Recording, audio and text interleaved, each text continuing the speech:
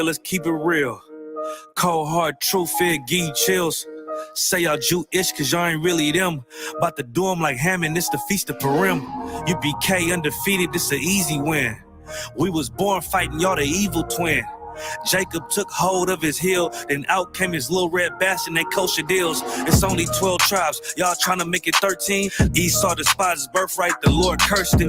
He ain't the devil, who is? I'm still searching. Ask your rabbi, why he get them babies herpes? I don't know what's worse, that or you claiming that you a Maccabee. I'm about to cancel, everybody try to cancel ye. I ain't afraid to speak, that's what I do. They riding to the core, I'm just judging them by their fruit. Cause they ain't suffering curses. If I was carnal, I promise I'll punch you in person. I know this is an uncomfortable subject. They making millions off our culture and black people suffering from it. Yeah, they don't believe in Christ. They the Antichrist. Make a living off of niggas. They're a parasite. I ain't afraid to tell the truth. Niggas terrified. I'm about to go DEFCON 4. I ain't satisfied. That is proof. That is absolute proof that they know we are the real Jews. That's absolute proof. Now you got the records. Go find me a white Jew on any archaeology in Egypt anywhere. You will never find a piece of archaeology with white people as slaves in Egypt. So don't tell me that they were slaves and it's their identity, and they know it. And I know the blasphemy of them, which they are Jews. The Lord knows the blasphemy of you so-called white people that say you are Jews and you are not Jews. You are not the people of the law. You are not God's chosen people. God's chosen people are living in the ghettos of America. God's chosen people are in poverty and depression.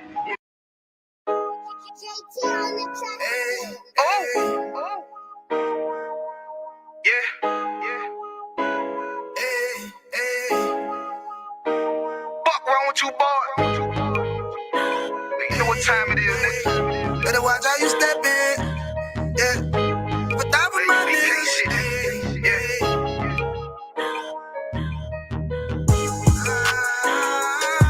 I'm in it, yo.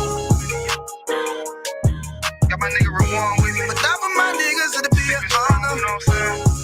Under commanding general, your honor.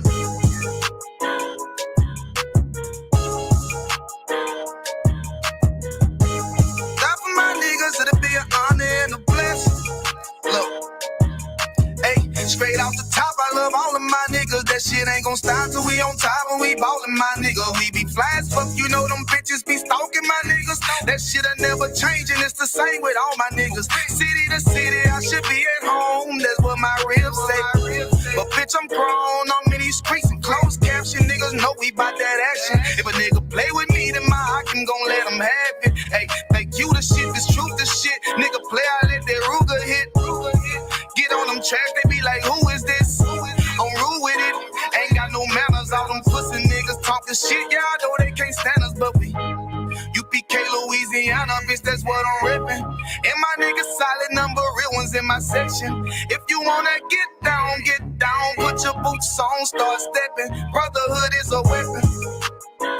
Brotherhood is a weapon. Better watch how you stepping, cause brotherhood is a weapon. If I die for my niggas, it'll be an honor and a blessing. Better watch how you stepping, cause brotherhood is a weapon. Brotherhood is a weapon. Better watch how you stepping, cause brotherhood is a weapon. If I die for my niggas, it'll be an honor and a blessing. Better watch how you stepping, cause brotherhood. I lay my life down right now for all my sisters and brothers, because I love them. I see them dapping and hug them. It's amazing. Real fast, we can begin officially. Someone call it. Allah for y'all, Barack. Yahweh Shem Yahushua Barakatah. How about Shem Yahushua Barakatah, sisters? Yahweh Shem Yahushua by Shem Yahushua. Clap it up. Let's get on. We got another beautiful school down here. This school looks excellent, man. Give Killeen a hand. Well done. Before we leave tonight, just make sure we go around and show everyone the school so they can see it. They should also see Austin as well, all right? But you did an excellent job down here on the school. Well done, Warrior, all right? Okay, I'll answer your questions online and in the room. We'll go into some topics tonight. Let me get mi español so I can practicar mi español. What was the topic tonight? Something about the family code and parental. Yeah, child support. We're going to the child support system tonight, all right? That, of course, has affected Black and Hispanic families in a terrible way since the 1970s, and I'll explain to you where it comes from. You would think, if you're a silly woman, you would think things like this were put in place to help a woman feed her family, to help a single woman who's a single mother feed her family. But of course, if you live in the reality of Blacks and Hispanics, then you know that we are far more poor than we were back then, that we suffer more than we were back then, that the destruction of a family will never protect a family. And I'll prove it to you from the law in Texas. I'm going to read to you tonight the law in Texas about child support and show you what one good white man is doing, because the law in Texas is so unjust for Blacks and Hispanics. All right. We'll go over that tonight. Also, we'll go over, before I forget, the IUIC and the worship of the moon. As you know, many members of the IUIC, they contact us. They don't have courage or cojones yet, or huevos yet, to leave the IUIC. But they call us and just tell us every stupid thing that they go through every day in the IUIC. And so they saw some video that we made saying that the IUIC worships the moon. Right? If you brothers have not seen that, it's online. They called today and said that the IUIC announced that their Passover is on the same day as you guessed it, the solar eclipse. Good night. They're having their Passover on the exact same day as the solar eclipse. The IUIC also believes that the dark side of the moon is, I forget what it was. Someone look that up. The angels, the aliens. The angels live on the dark side. The IUIC teaches that the dark side of the moon is where the angels live, or some type of secret angel base up there or something. Of course, there is no such thing as the dark side of the moon. That does not exist. That is no such thing as the dark side of the moon. Done. Period. All right. I'll go into that as well. The IUIC worships the moon. They're having their Passover on some date they made up, which is the same date as the solar, as the eclipse, this Monday, I believe it is. Last thing. Are you an a-hole? Another, you guessed it, you are. I'm going to show you how you are tonight, all right?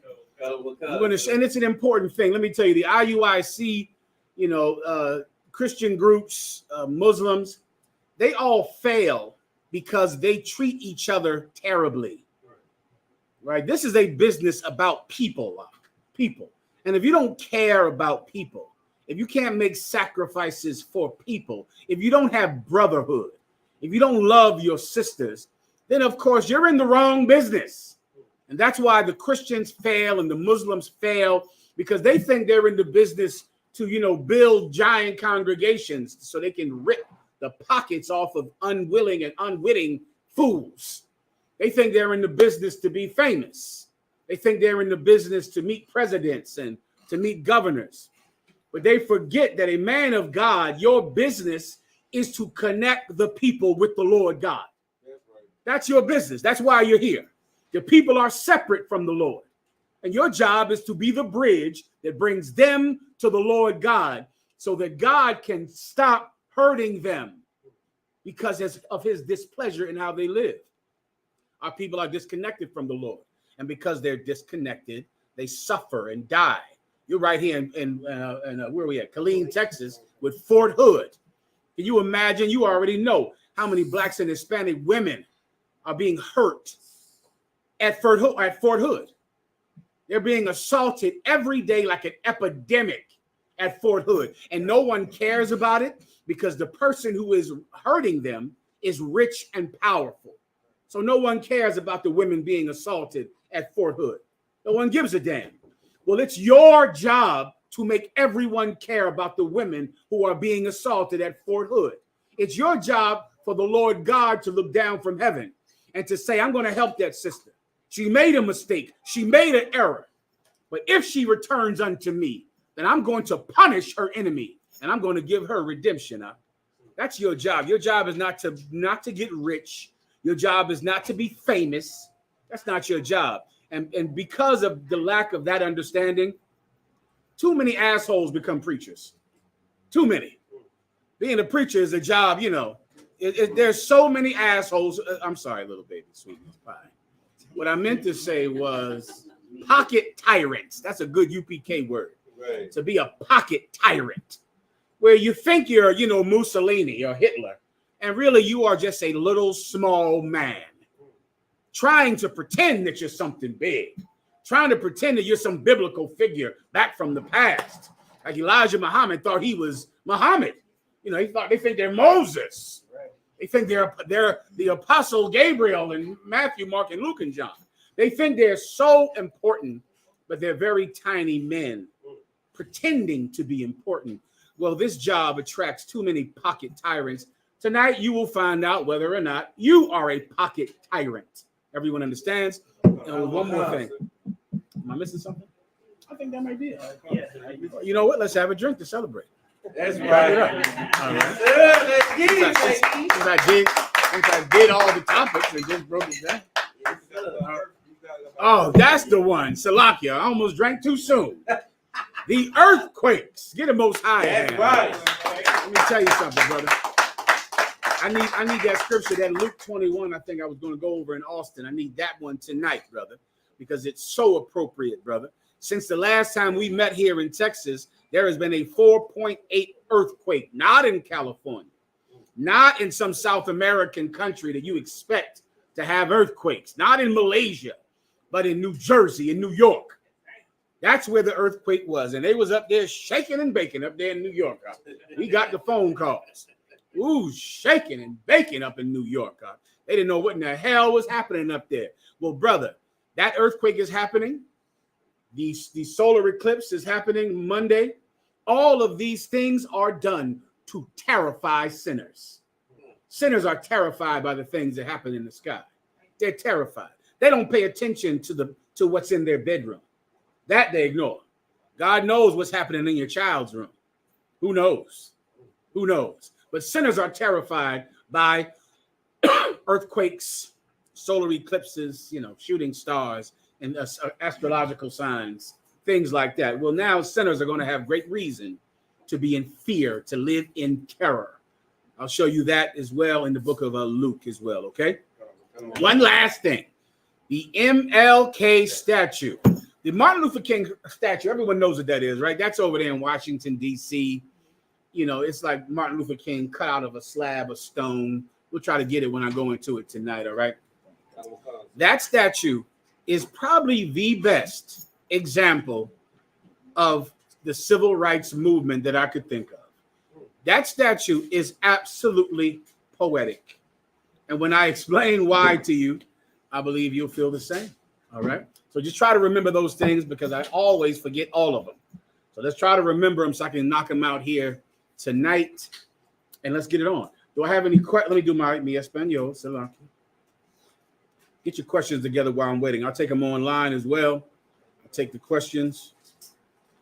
And I'll take any questions that you might have here in this beautiful school in Killeen, Texas. All right. We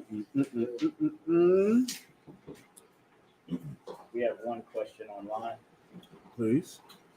This is Vanta. He says, how did the Israelites feel when they saw the Egyptians? I don't know. That's all. Uno momento, Vanta. All right. Still missing one, but let me give you what I have right here. Nosotros somos la escuela israelita de conocimiento práctico universal. Comenzamos en una oeste calle 125, Harlem, Nueva York, desde 1969. Carnales, esta es la verdad. Si tú eres hombre, hispano, negro o indio nativo, tú eres Israel, el pueblo elegido de Dios. Tu madre y tu padre dicen que somos un culto y mantienen su iglesia sin culpa, pero su iglesia es culpable de todo lo que nos están pasando. Órale. Orale. Okay, good to go. I think you're good to go with that. All right. Let's go. Questions. Okay, so this is a question from Facebook. Username Vanta. Mhm. He said, "How did the Israelites feel when they saw the Egyptians?" That's all he had. That's all he I'll give you a few precepts and then I'll answer your question. Can everyone hear me? Make sure they can hear me online. All right. Okay, I'll give you two precepts. First, I want you to go into Exodus and look up the word flesh pot. That's what you need, right? Flesh pot in the book of Exodus. And then you will also need flesh pot. You have caused us to be a sour savor in the mouth of Pharaoh. Sour savor in the mouth of Pharaoh. You got to find these precepts, all right? And it's one more.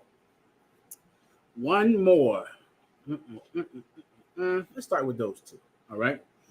This will answer your question. Whenever you get one, let me know and we'll read it, and then I'll go to the next. You're up front. Exodus 16 and verse 3. Mm-hmm. And the children of Israel said unto them, I got it. Give me when Moses broke up a fight. All right, go ahead. So tell everyone where you are right now. I'm in Exodus chapter 16. Let me get the correct verse. I started real quick. We broke up the fight. Give me 1 second. It's like Take your time. Exodus 16.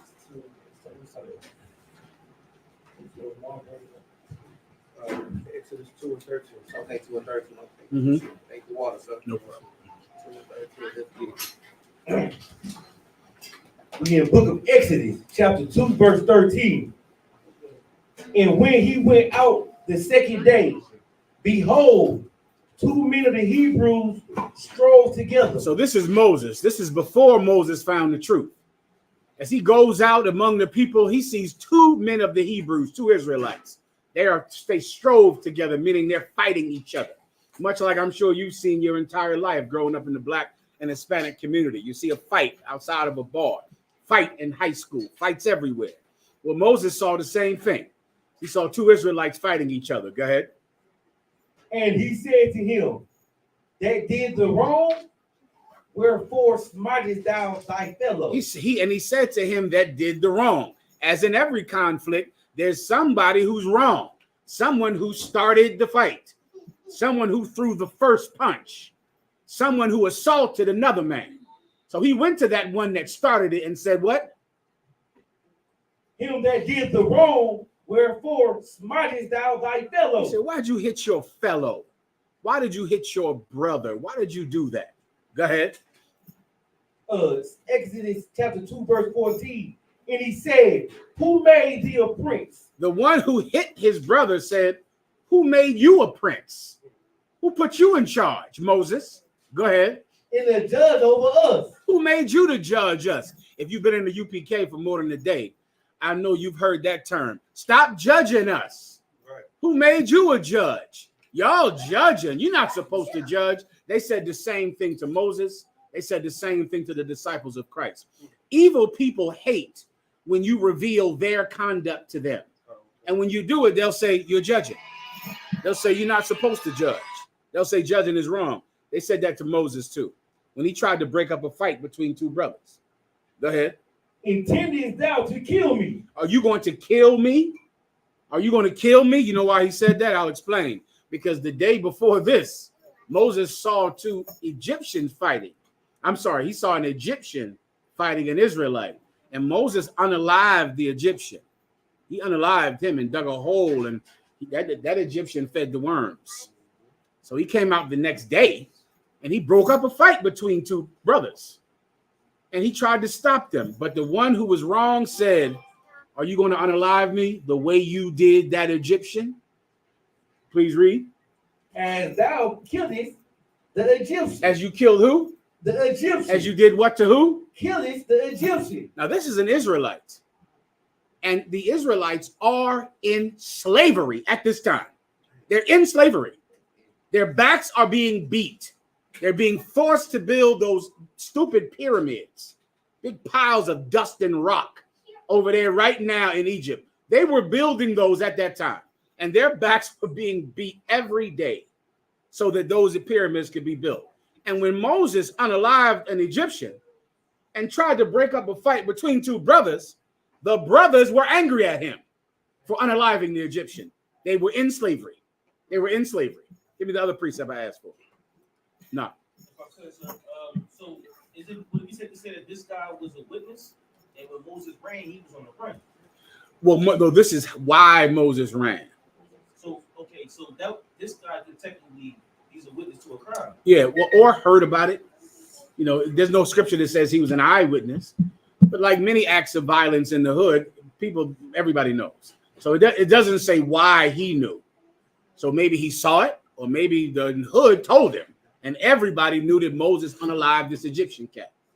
But when Moses came to chastise him for his wrong, then he was going to use that to put Moses back in his place, to make Moses not chastise him for assaulting another brother. After Moses heard that, Moses went on the run because he knew that his nation was full of snitches. They were going to now go and snitch on him, even though what he did was in the defense of another brother. Right. But he knew his people loved the Egyptians. Right. He knew that. Yeah, they knew they were coons, correct. So once he saw they were coons in his nation, he knew he had to get the hell up out of Egypt. You understand? Go ahead now. So it's safe to say that Moses was wanted for murder. That is exactly what happened. Or to be exact, he knew that someone was going to snitch on him for doing that unaliving. That's what he knew. Because the cat, in essence, is threatening him with snitching. You understand? It's like if I say, well, you don't punch your brother in the face. Don't tell me what to do. After you unalived that cat last week, that white man last week, it was time to go. You understand? So he knew that he was in danger of getting a warrant for a murder. So that's what you can say is exact. And the UPK, we always teach that he was wanted for an unaliving. And that would be correct if that's your question. You understand? Go ahead. Up front. Exodus chapter 16, verse 3. And the children of Israel said unto them, would to God we had died by the hand of the Lord. Now, this is the Israelites out in Egypt. They're out of Egypt. They're in the wilderness now. And it was hard out there, young man. Hard. Some of you claim you want freedom so bad. I don't know. There are no smoke shops in the kingdom of heaven. I don't know what you're going to do out there. No Christmas. No birthday parties. No cake with the cone hat. No Valentine's Day sisters out there in the kingdom of heaven. You know, no man forced to love you, with a rose, forced to give you a Valentine's Day card. What the hell are you? How will you get high in the kingdom of heaven? How will you do it? Brothers, there'll be no prostitution in the kingdom of heaven. What are you going to do? Right? You might have to actually learn to be nice to a girl. What will you do without all of the sin that we have here in America? Well, the Israelites were in that situation. They left Egypt. Now they're free, but they're on their own out in the wilderness. And you know what they said? They said this. They said, would that God would have just let us die in Egypt. They would rather have died in Egypt than to be out here in the woods without all of the good. I'm sorry. They would have rather died in Egypt without all the good things, with the good things that they had in Egypt, than to go out into the woods and have nothing. Read it again. And the children of Israel said unto them, would to God we had died by the hand of the Lord in the land of Egypt, when we sat by the flesh pots. Where we did what? Sat by the flesh pots. See, in Egypt, they sat by the flesh pots. What is he doing now? He's reminiscing about slavery. He's out of slavery. He's in the wilderness, gone. And he's thinking about the restaurants. Oh, Red Lobster. Y'all have Red Lobster out here? I know you eat more pork than oink and foot out here. You eat every foot of the oink of the pig. I'm assuming. I don't know. Does your family in the world, they eat a lot of pork? Do they eat the chitterling? Y'all familiar with that thing? And the rooted to the tutor, the hoof, the toe, the chitterling. They live that too. Ugh. Listen, they were free men and women reminiscing about the flesh pots that were in Egypt. What it was like to have those restaurants in Egypt. Now we out here trying to find our food and hunting and growing our food. Damn. In Egypt, we had flesh pots. A flesh pot is a modern day restaurant. A big pot that's outside. Someone is cooking up food and selling food on a street corner, much like a street vendor would be today. All right, go ahead. And when we did eat bread to the full, And in Egypt, what did we do? ate bread to the full. In Egypt, what did we do? Eat bread to the full. In Egypt, we ate bread to the full in Egypt. We got as much food as we wanted. Someone also give me my favorite quote from Harriet Tubman.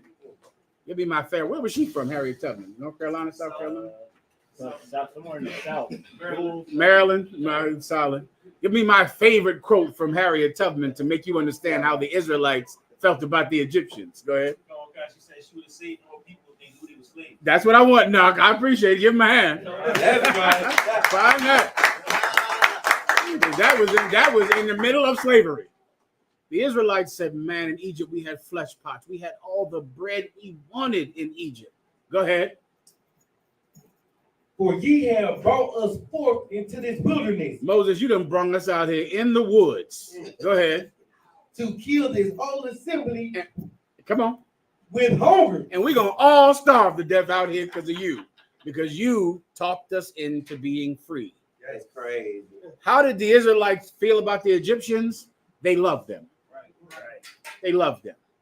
How did black people feel about white people in slavery in Texas, in South Carolina, in Virginia, in Alabama? I'll show you. Give me my favorite quote from Harriet Tubman. If you have the date of the quote, that wouldn't hurt. That would, I think it's in 1862 or something like that. If you can put it up on the screen, show it to everyone.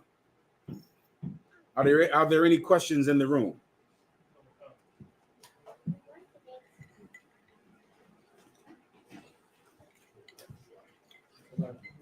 Please. Please. Please. You say that was a side effect of Stockholm syndrome? Give him a hand. Yes. What's your name again, Warrior? Kamar, exactly. Right. Let me tell you something that you might not realize because you watch movies about slavery, as opposed to thinking about your life in. Can I move these lines? I can't see all these lines. As opposed to thinking about your life in slavery, once someone beats your back enough and starves you enough, you'll fall in love with them if they don't beat your back on Christmas. You understand? If they give you food on Christmas, oh, you're going to love them. You understand? But they don't love you. Don't love them until they beat you every day. And then for Christmas, no beatings. Sunday, no beatings. Sunday, here's some food on Sunday. You're going to love that person that feeds you on Sunday, who starves you for 6 other days of the week. You're going to love them. That's Stockholm syndrome. That's a psychological proven disorder. It says when someone hurts you so much that you take hold of any small kindness that they give you to survive. To survive. Correct, Kamar. Officer Kamar, correct. Trooper Salaki Boy. I have a quote from Harriet Tubman. This is my favorite quote from Harriet Tubman. The date? Any date?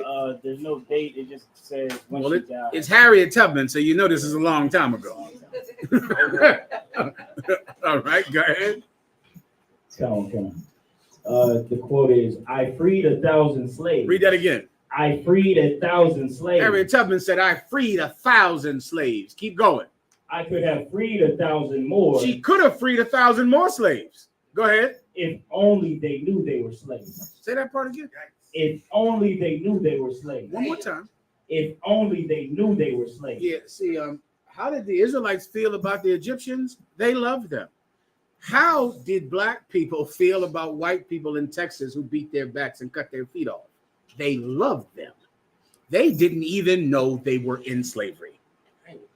According to Harriet Tubman, not according to me. I wasn't around back then. But she was. Say again? That was March 10th, 1913. She's old by then, 1913. That's when she passed. That's when she passed away, correct. Yeah, she's an old good, that's when she died. She's working uphill, brother. You know what? I understand. I know exactly what that's like. Right. I know what it's like to go out on street corners and on the internet, go across the street from Fort Hood. Didn't y'all do that day? Right. Y'all went across the street from Fort Hood, trying to tell people that you are in slavery, and they hate you for it. They don't even believe they are in slavery. Right. I know what Harriet Tubman felt. So do you. So does the Texas camp out here under Commanding General Your Honor. You know, you are feeling the exact same feeling. You're feeling the feeling she felt. To where doesn't it shock you sometimes that people reject what you teach? It still stuns me. I go, what problem do you have with this? Jesus being black. You have a problem with that. The Hispanics being the chosen people of God. You don't like that. You're mad at me for saying that. You're angry about that. If only you knew you were slaves, this job would be a lot easier. That's right. The Egyptians were loved by the Israelites in Egypt. All right. Next question. You can take one from the room. Knock. Okay. See me one more time, please, warrior. Hebrews chapter 4. Say again. Top me over some ice in this one as well. Go ahead, Knock. Okay, I had a question in Hebrews chapter 4. Mm-hmm. The question, so I just want to know if he was comparing a spirit of baptism to creation or something. He was comparing the spirit of baptism to creation. Go ahead and read. Okay. This is Hebrews chapter 4, verse 1. Mm-hmm. Let us therefore fear, lest a promise being left us of entering into rest, and any of you should seem to come short of it. For unto us was the gospel preached, as well as... Where is this at? This is Hebrews chapter 4, verse 1. The coming into rest, does it go into that above it, or is that in Romans? I believe that might be in the Okay, okay, that's what you need to understand this. Go ahead. from the top or from where I was at? From where you were. Is your question right here, or is it farther down? Actually, sir, it's down to 11, but like the way he was saying it, he going to the 7 days. All right, let me just break it down for you then. Okay. All right, start from where you want. All right, okay. Okay, I'm gonna just start at verse 2. So unto us was the gospel preached, as well as unto them, but the word preached did not profit them. Unto us was the gospel preached, as well as unto them. Who is the them? The them is speaking about the Israelites in the past. The Israelites in the past received the same word that the Israelites of that day received, but it was of no profit to them. Who are the Israelites of the past? I almost gave it to you by mistake. This is speaking about Adam and his family. That's the topic of this. Adam and what people call the Adamites, or the children of Adam. You know, Adam, he had two sons. One was unalived by his other son. So then he had Cain, and after Cain unalived Abel, then it was Seth. He had a son, Seth. And his family went on to multiply and to multiply until one of his children was named Noah. Right? Then a child came that was named Abraham. All of them were the children of Adam. You can take this throughout. You can take the children of Adam all the way up to Abraham. After Abraham, that's when you get the Israelites, because Abraham is the grandfather of Jacob, right? Abraham, Isaac, and Jacob. Once Jacob came, now all of his sons are the Israelites, because Jacob's name was changed to Israel. But before Jacob, you have the Adamites. You got all of the family of Adam. They received the same word that we got, and it meant nothing to them. It meant nothing. They did not obey. Move this microphone right here too. They did not obey Adam in any way, period.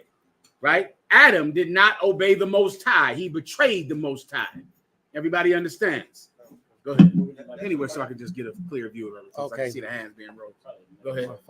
It don't matter. Go ahead. Either one is fine. Right here, better. Go ahead. But the word preached did not profit them, not being mixed with faith in them that heard it. Not being mixed with faith, meaning if you're going to hear the word of the Most High, you got to mix that hearing with faith. What is faith? Faith is the evidence of what is not seen. It's what makes things that you don't have in front of you. It's what gives those things substance. It makes them material. You got to believe in it up. You got to believe it's not here right now. It's not in front of your face. Sure, the flesh pots and the weed stores and the drugs and the pornography, they're right in front of you. You can have it right now. But this world of our own is not here yet. And that's all we've ever wanted, Doc, as blacks and Hispanics, man. You don't know what the hell I'm talking about, heaven. You wanted a place of your own. That's why we're here. That's what all of us want, man, a place of our own. Your grandmother wanted a place of her own. Your grandfathers, your abuela and abuelo, they wanted a place of their own. Always. The problem is you need faith to get it. You got to believe in it before it's here. When it's not here, it's not in front of your face right now. But you have to believe in it, even though there's a weed on every corner. Even though what's in front of your face is actually evil, and it will stop you from getting a place of your own. You got to believe in it before it happens, or else it doesn't happen. I pray you understand. Adam heard the same thing we hear. His children heard the same thing we hear. His son unalived his brother. That's what happened to Adam's son with all of the truth and knowledge that Adam had about the Most High God. And his son Cain murdered his other brother. And then we went on, and sinner after sinner coming out of that bloodline. On and on. Because they heard the word of God from Adam, but they didn't believe in it. You understand? Keep going. That's heavy, sir. Verse 3, for we which have believed do enter into rest. So let me tell you something now. But if you believe, then you will enter into rest. That term is referring to the Garden of Eden. Now it's right here, or it's in another place where it says Adam entered into his rest on the seventh day. It might be right around where we're reading right now, right? The reason it's called his rest is because Adam came into the truth on the seventh day, on the day of rest. Adam's creation that you've heard about from your grandma was not a creation, it wasn't a physical creation. When Adam was created, the new man was created. The spiritual man was created. All mankind was created on the sixth day of creation. On day 6, everyone knows the Lord created the heaven and earth in 6 days, right? Of course, that 6 days, not 24 hours like today's day, all right? It's a day to the Most High, all right? Adam was created on the 7th day. You understand? After his work was over. That's a quote from right here. At the end of his work, he made Adam, because Adam's creation was spiritual. It was the same creation that I went through, the same creation that you brothers and sisters went through. After your physical creation, then the Most High creates a new person. All right? That's what coming into his rest meaning coming into the day of rest, coming into the day when Adam was created on the 7th day. Continue. As he said, as I have sworn in my wrath, if they shall enter into my rest, although the works were finished. Although the what? Although the works were finished. Although the what? The works. What works were finished when Adam was created? Creation was finished. This is another giant myth from the Christian church that Adam, was a lump of clay or something that the Lord blew into and made a man. The work was finished when Adam was created. The work was finished. Adam was standing there, a grown man, a man like you and me, except he was a sinner, except he didn't believe in the Lord God. He didn't understand God. He didn't know there was a God. Then the Most High created him. Even when the work is finished, keep going. Were finished from the foundation of the work. From the what? Foundation of the work. Of the what? Of the work. Of the work. The foundation, meaning blow my mind. Foundation, the beginning. What's the name of the book of Genesis? Beginning. From the foundation of the beginning, the work was finished. That means when Adam was created, it was after creation. It's right in front of your face. It's after creation. It was finished. From the beginning of the work, it was finished. Then Adam was created. Keep going. It's verse 4. For he spake into a certain place of the 7th Spake day. unto what? A certain place. A certain what? Place. A certain what? Place. He spake unto a certain place. What place? A place of our own. That place is the Garden of Eden, man. That's that place. That's what Adam was offered. He could have had it, and he had the word of God to get it, but he didn't believe. He did not believe. And that lack of unbelief was passed down to his bloodline. That same weakness went through his entire family. It went to Cain, then it went to Ham, then it went to so many other sons he had that just betrayed the word of God that God gave that family, but all of them were too weak to actually live it out. All of them were too weak to receive that place. Keep going. Of the seventh day, it's like it. What? Come on. For he spake into a certain place of the seventh day on this wise. You know what that place is. It's the Garden of Eden, all right? Go ahead.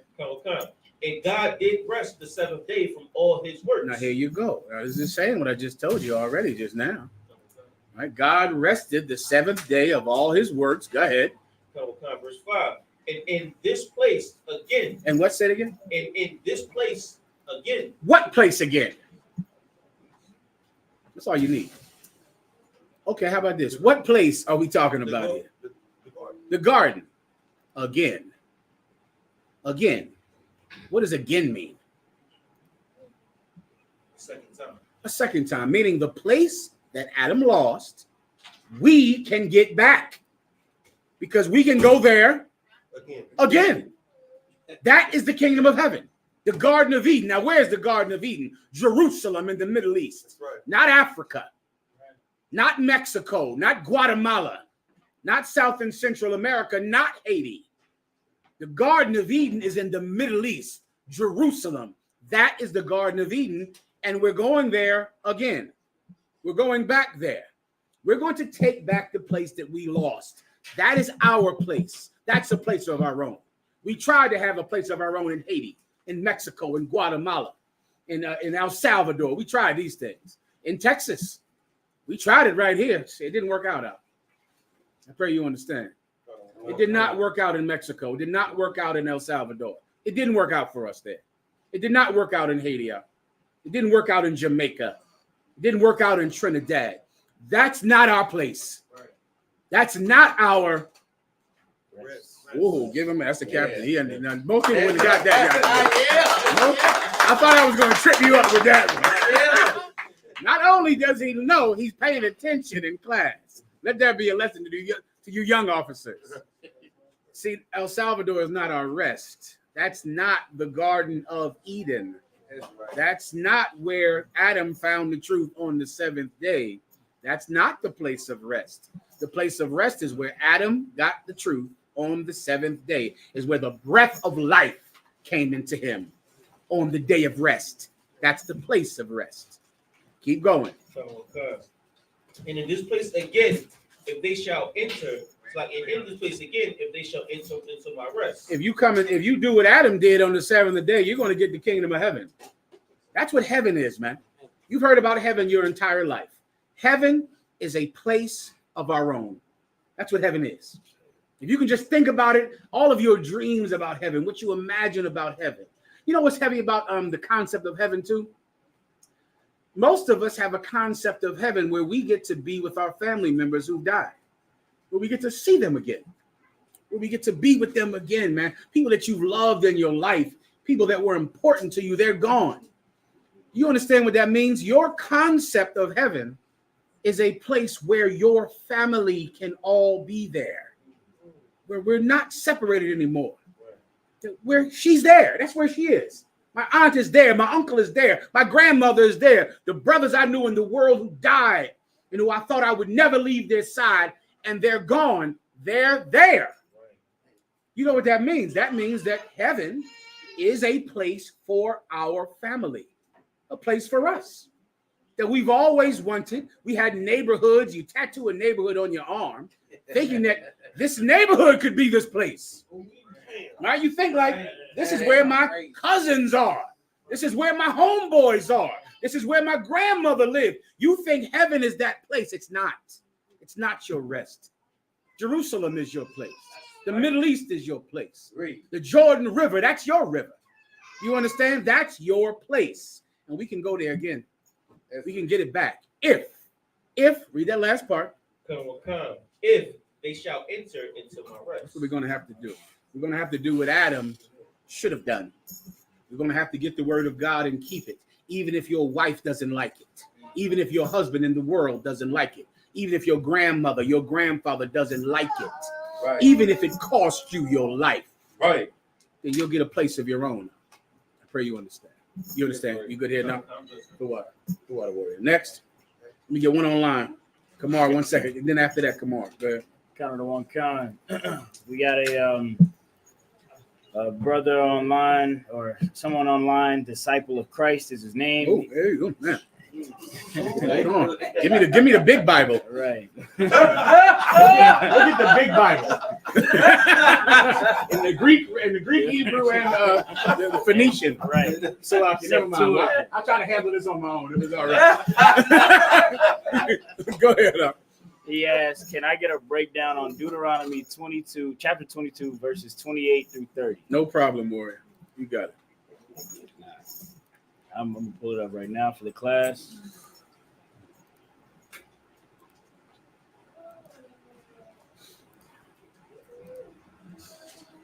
The book of Deuteronomy, chapter 22, verse 28.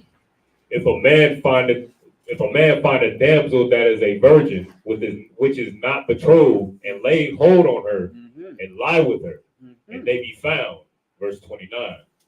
Then the man that lay with her shall give unto the damsel's father 50 shekels of silver, and she shall be his wife. Is there a particular question about this, or you just wanted to break down on it? Can you ask him for that? Is there a part that's confusing him? Is there something that he believes is something else? You know, who knows? Just let me know. All right, then I'll break it down. Kamara, what did you have? Take your time. Question is, can you give me just a brief breakdown? I don't know if I pronounce this correctly. On Abba Gibbons. Abba Bibbins. No Yes, sweat. Up to when he got killed by the nation. I'll give it to you. Knock, you had something? No, I was saying you broke it down like last week or 2 weeks ago. Did I? I don't even recall. Like I'll make it fast then. Go ahead. You want to say something? I didn't have any. I'll do it quickly. Just read it quickly. All right. Did he say he had a particular question about it? He hasn't written back yet, sir. All right. Let's wait. Any other questions online? We do have another question. Go ahead. Someone online on Facebook, Talia Mariah Gibson, All right. asks, "Please explain your shirts." Oh, okay. Good question. He's very observant. Give her a hand. I forget what shirt I have on in most classes. All right, Talia, I'll explain the shirt to you. This is the shirt the sisters made for me.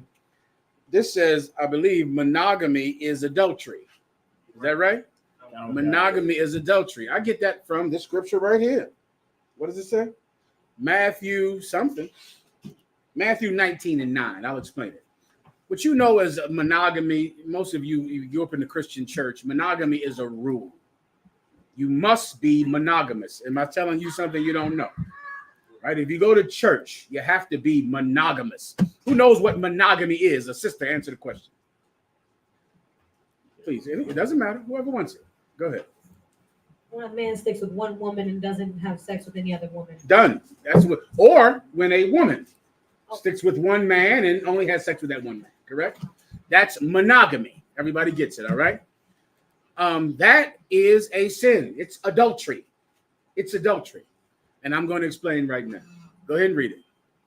The book of Matthew, chapter 19, verse 9. And I say unto you, whosoever shall put away his wife. Whosoever shall do what? Whosoever shall put away his wife. Whosoever shall put away his wife. Go ahead. Except it be for fornication. Except for fornication. Putting away your wife is leaving your wife. Divorcing your wife. Quitting your wife. The word wife now is what you would call a girlfriend. You understand? What you call a girlfriend is a wife. I saw the dumbest women in the world on some radio show I'm listening to in the car coming down here. And these women were just talking about the right kind of man to marry.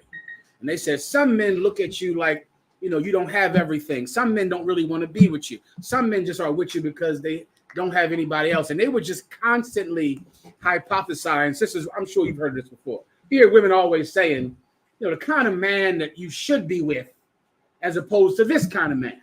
The kind of man that's this good kind of man, as opposed to that kind of man. And what I never hear is, are they saying this is the kind of man that you should marry?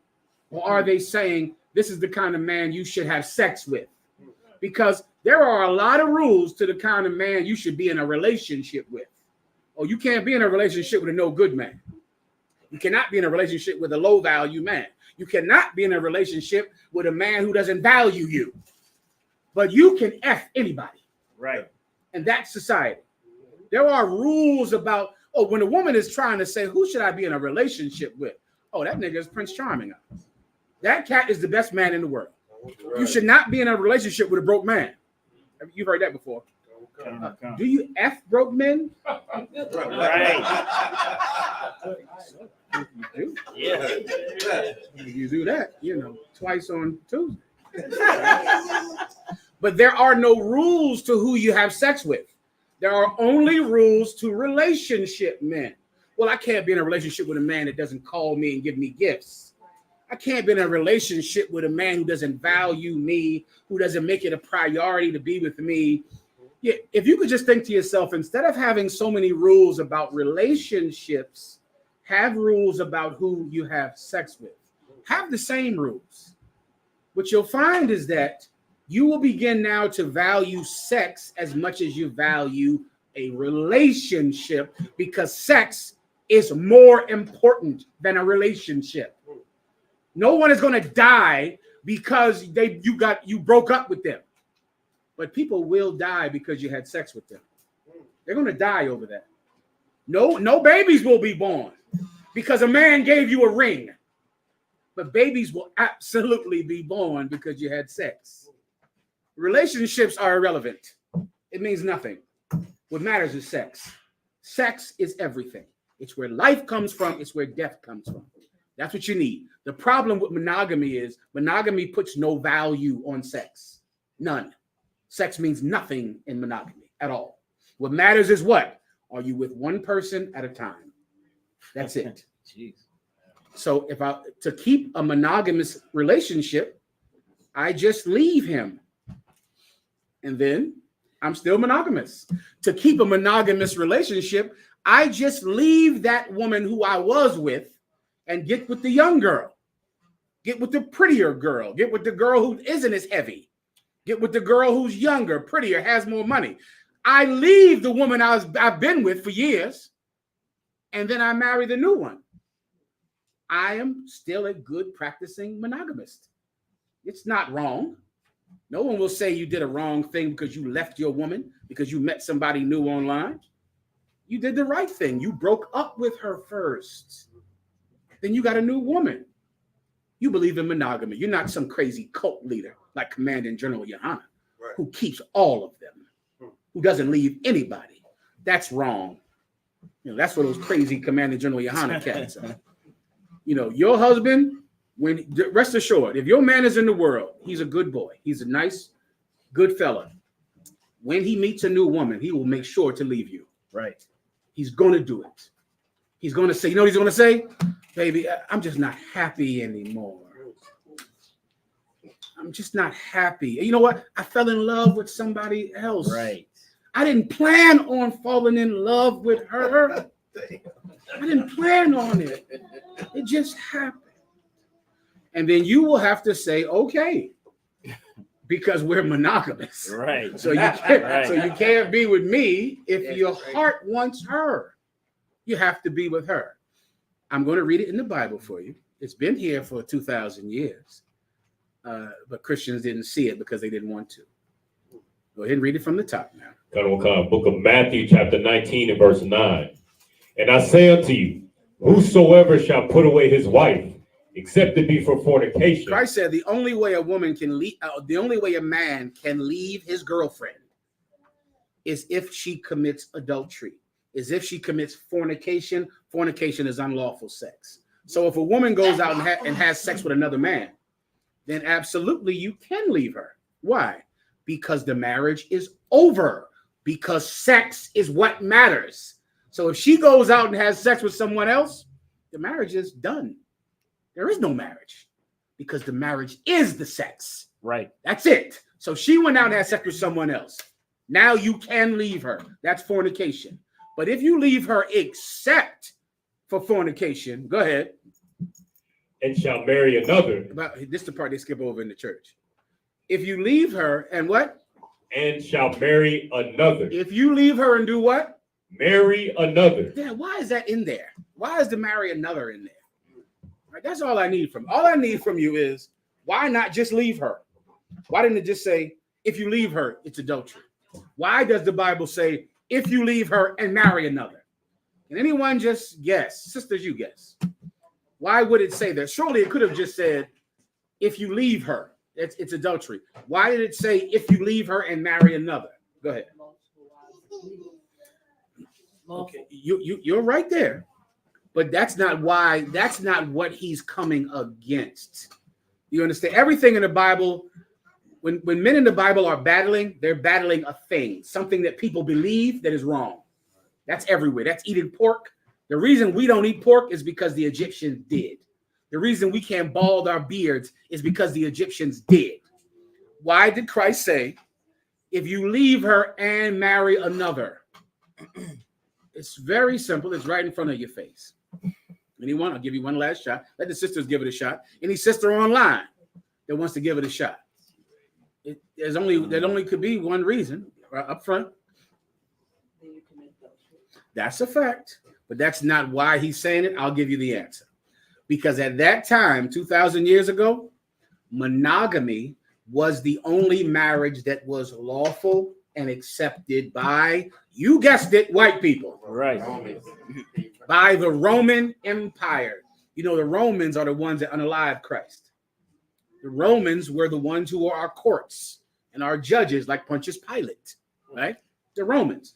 The Romans believed in monogamy. And because white people believed in monogamy, blacks and Hispanics believed in monogamy.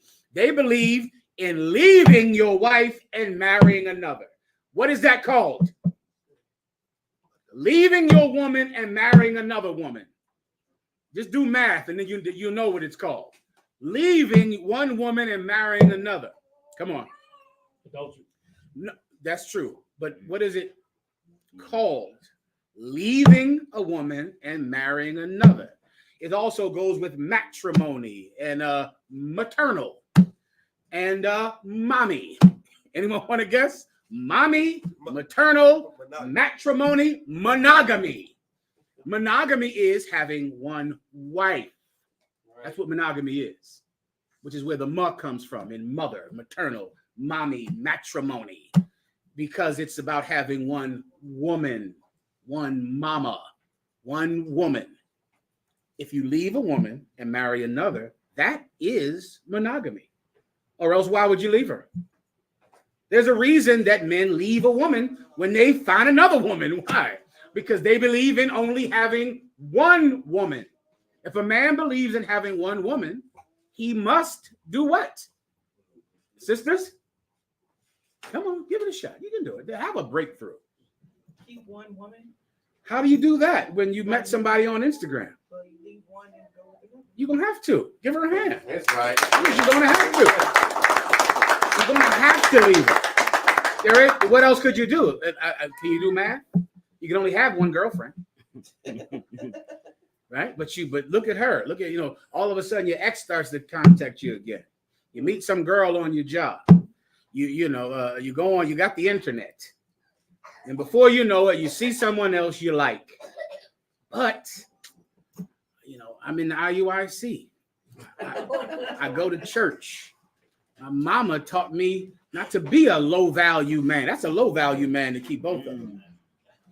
So if I'm monogamous, I have to leave you. And let me tell you something. Many women in the world, they go through that fear that women have about you having a phone number in your pocket. That fear that makes them go through your phone. That fear is from history of that in their blood, of being left. Like it's like trauma. The same way the North American Indian, so-called, and the Hispanics and that black people, we all have trauma from slavery. That even when the historical event has been forgotten, the pain stays. The pain of slavery is here, even though you don't even remember what happened. That was 1,000 years ago, hundreds of years ago. The pain of what the Spanish conquistadors, the Catholic Church has done. Even when you forget it, it's there. It's like a sadness in your soul.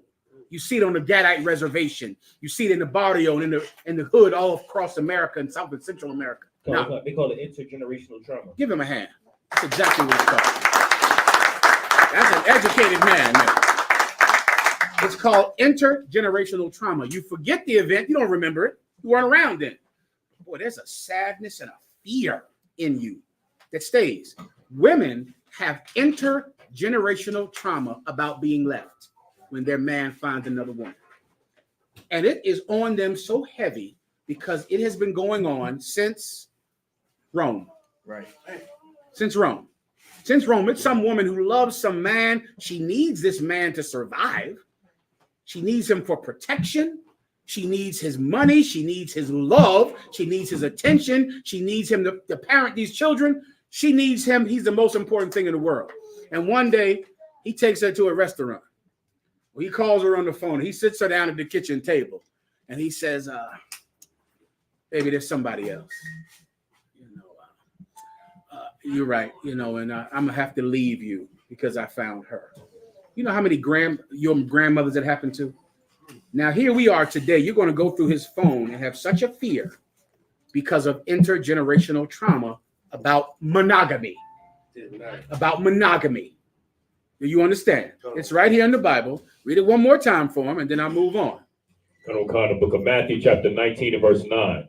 And I say unto you, whosoever shall put away his wife, except it be for fornication, and shall marry another, committeth adultery. Why would he put away his wife and marry another? He put away his wife because he found another. It's right here in front of you. Right. He found another, so he put away his wife. That's monogamy. And that's adultery. Right. One more time.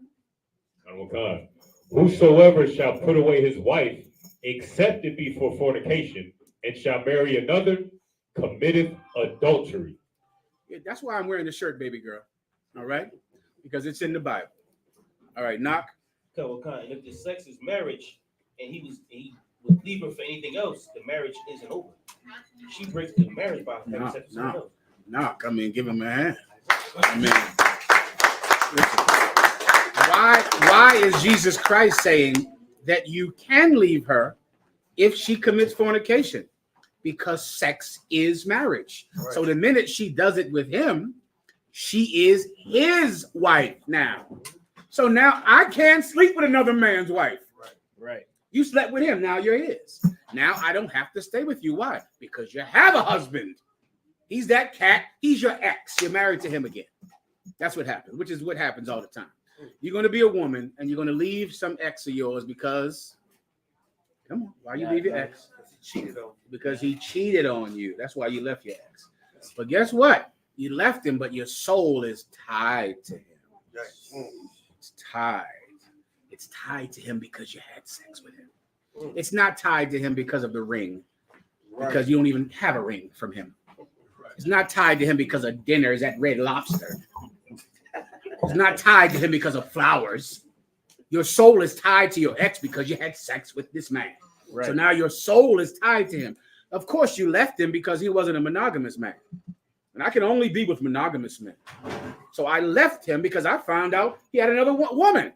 So I have to leave him because there's a rule that has been in my family generation after generation that I have to only be married to monogamous men.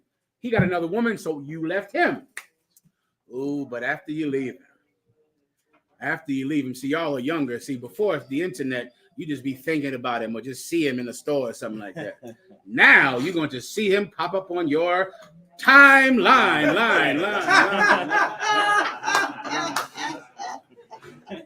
Oh, that timeline, y'all just it's demons on that thing. You know what you're talking about. Demons on there. All of a sudden, you say, hold up. Now he with a new woman. They having fun. They going on vacation. He ain't never going on vacation with me. Oh, man. You know what? Maybe I made a mistake leaving him.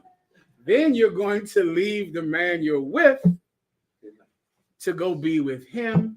Then you're going to break up with him because guess what? He's still not monogamous. Right. So you're going to leave him again. Then she's going to call you back.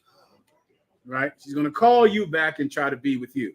And this is what I'm going to tell you what Commander General Yohana told me. Never take a woman back who has committed adultery. Never. Don't ever do it under any, I don't care if you have 10 children with her.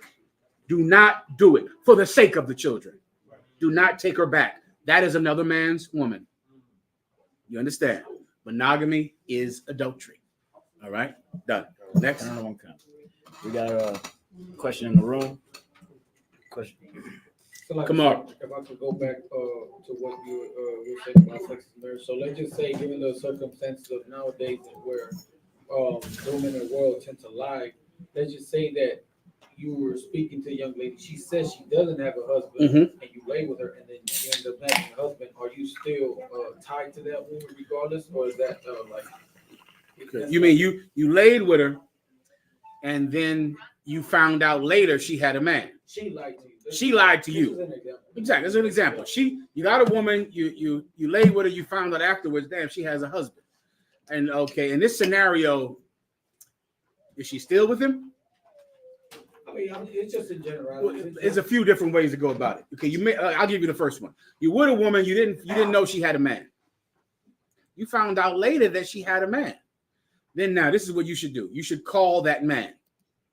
You call him, and you find out when is the last time they had sex. If they say before you got married, before you and her had sex, we had sex with her, then that woman is your woman. She's unclean, and she's wicked, and you're a fool. But that is your woman, right? Let's say he says, "Yeah, that's my woman. We had sex yesterday." Yeah. Then she's his. Right. And then you could say, "Whew, that was a close one," and get the hell up out of there as fast as you can. Arriba. You understand? Okay. You're only culpable once you know. It's like if you go into a restaurant and you don't want to eat pork, and they tell you, no, there's no pork in this, and you eat it and you find out they lied. Well, you are not culpable for eating pork. You didn't eat pork. They are a sinner. That sinner's on them because I did what? Come on. I tried. Come on, say it. So you asked for. I asked and I tried and I didn't want to eat pork, but this bastard lied to me.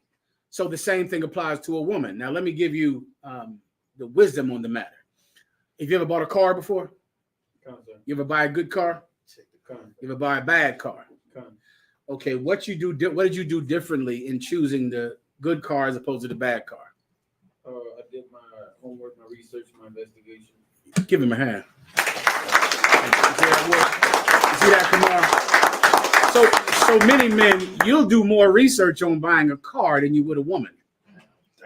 It comes to buy a car. Oh shit! You calling your cousin and who's a mechanic. You bringing him down to the shop. You all on the damn ground, opening the damn hood, checking every damn thing, test driving it, looking all around. You don't want to buy a lemon, do you?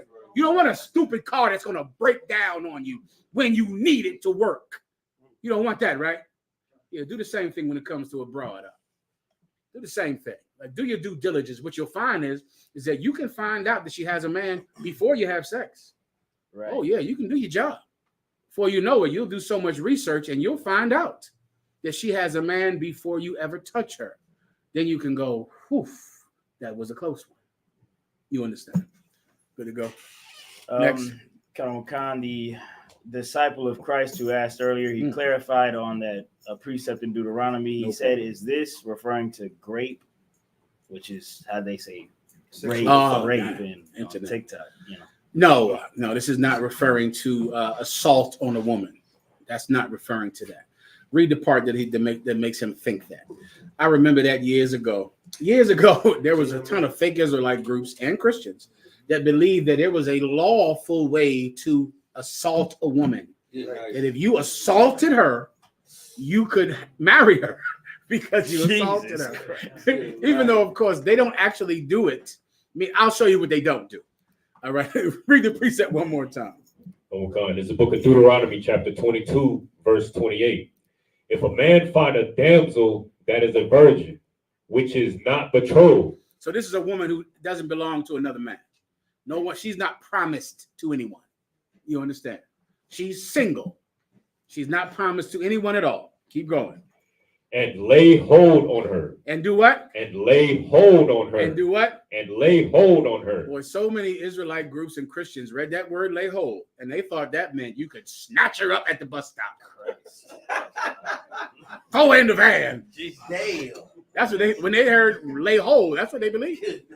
They believe lay hold. You mean strangle. That's the same thing, right? Nah, Is you sure? I don't think so. That's what they're okay. They think lay hold me. Bitch, get in that van. Get in the van. No, that disciple of Christ. That's not lay hold. You see, this is a book written by blacks and Latinos, and we speak in slang, right? And so, laying hold of a woman is what words do you use for that down here? Game, son. That's game. You see, you game is not mean you actually roll dice with the woman, right? Or play Monopoly with her, Right. I think the kids in Philly, they call it booking a woman, or is that DC? Riz now. Riz, what is that? It's like that's an offshoot of charisma. Ah, I riz there the you go. room. That's nice. Riz. So what do you call getting a woman's phone number? A woman saying, yes, I'll go on a date with you, or yes, I'll come see you. Bagging a woman. Now I'm assuming that that's a rough one.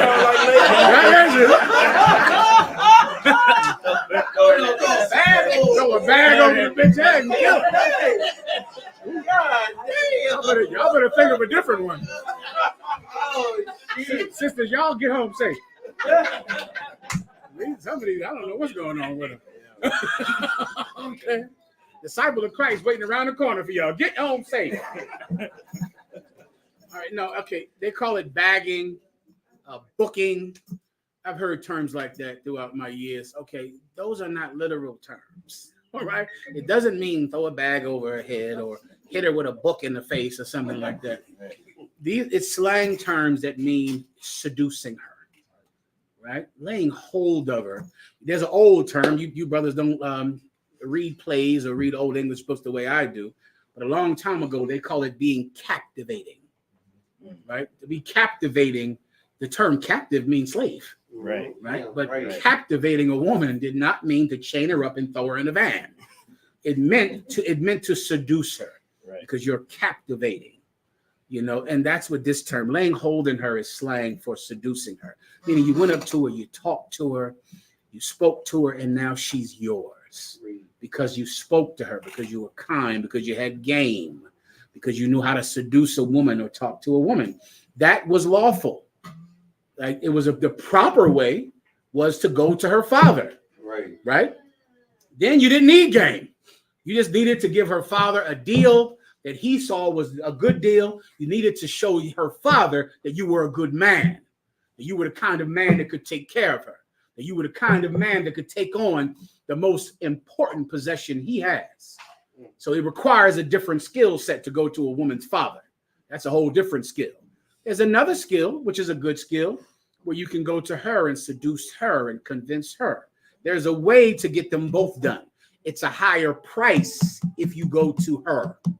The price is higher than if you went to him, which is what we're about to read right now. Come on. Oh, God. Come on first, Salaki. Salaki, LOL, if I may. I know it might sound a little old school, but would you say that instead of, if you're serious about a woman, you should go to her father before you go to her? If I'm the father, you damn sure should. What I'm getting at, would you recommend it? I think I just did. I think I just did. Come on, right? Yeah, it's a good idea.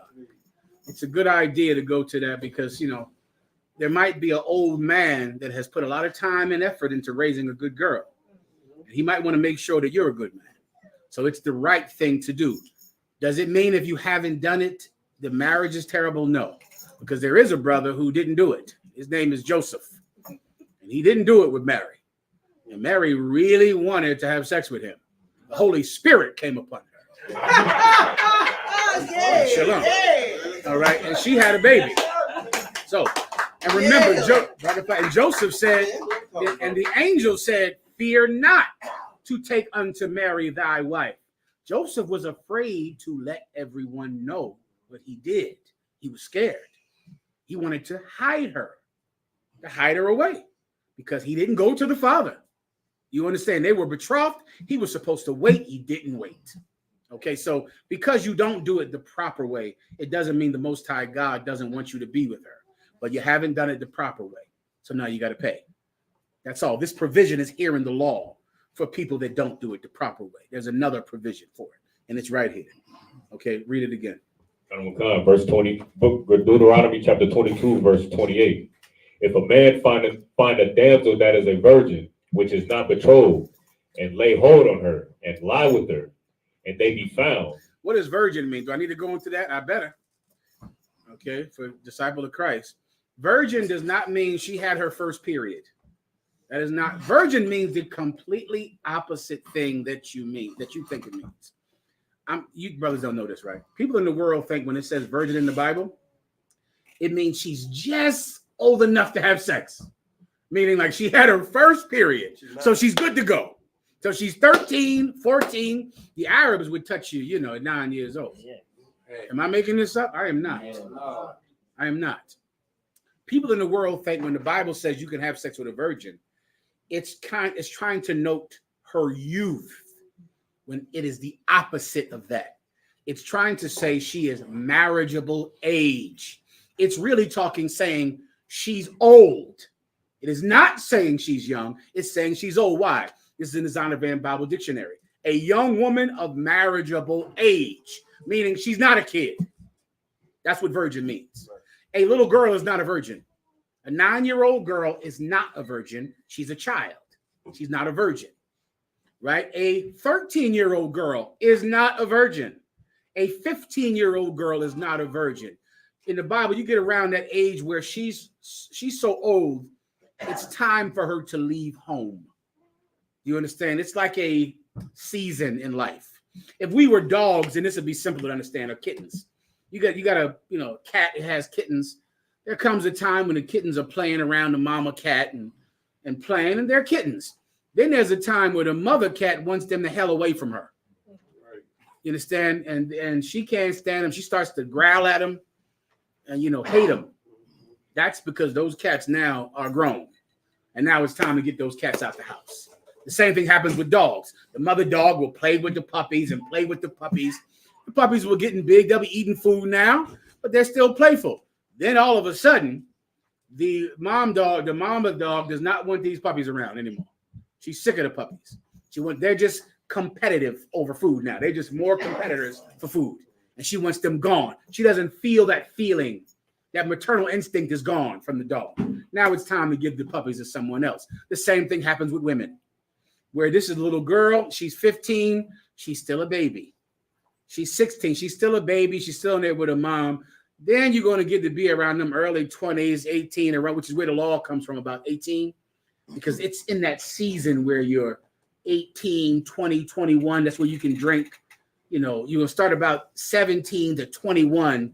It's kind of that season where the mom is going to be like, get this woman out of my house. You understand? The mother will be sick of having her around because she won't be her daughter anymore. She'll be a competitor for who's going to wash the dishes. Whose house is this? Right. Before you know it, the mom and the older daughter are competing over whose house does this belong to.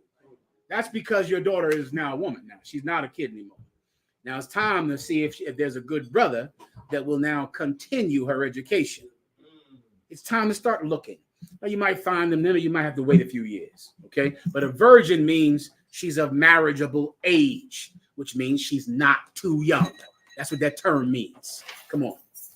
So I got that definition in the Zondervan Bible Dictionary. Go ahead. So the first definition is a root meaning to separate is the technical term of virgin, a young unmarried woman. And the second definition is used of a young woman of marriageable age, That's right. whether married or not. Whether married or not, which means what? You could be a virgin even if you were married. That's what it just said, even married or not. Because it's saying she's old enough. She's not a kid. Because the fake Israelite groups think that a kid is a virgin. A kid is not a virgin. Everyone understands, all right? So let's start there. Hurry up, I got to move. Go ahead. Come on. The book of Deuteronomy chapter 22, verse 29. Then the man that lay with her shall give unto the damsel's father 50 shekels of silver. You see, this part I've never seen done by rapists. I've never seen a rapist say, well, I'm going to go assault this woman. After I do it, I'm going to go to her father and give him money. That part I've never seen him do. Disciple of Christ, ask him that. Ask him when he imagines raping a girl, or does he also imagine going to the father and saying, hey, Dad, how you doing? Listen, I threw a bag on your daughter's head and threw her in the van. Here's some money. Ask him, does he imagine going to the father, telling the father that he raped the girl, and then giving the father money? Just let's wait for his answer. Look, that's not even answered yet. I'll get you in the back, warrior. But let's let the disciples of Christ, because that part, I've heard this through 25 years, and I've never heard of them say, well, of course I'll go to a father after I rape her and talk to him and give him money. He got to give it to me because... And he has to give it to me. I don't know if he's going to do that. I got a feeling he might feed the worms that day with you. Right. I got a funny feeling that he might feed worms that day.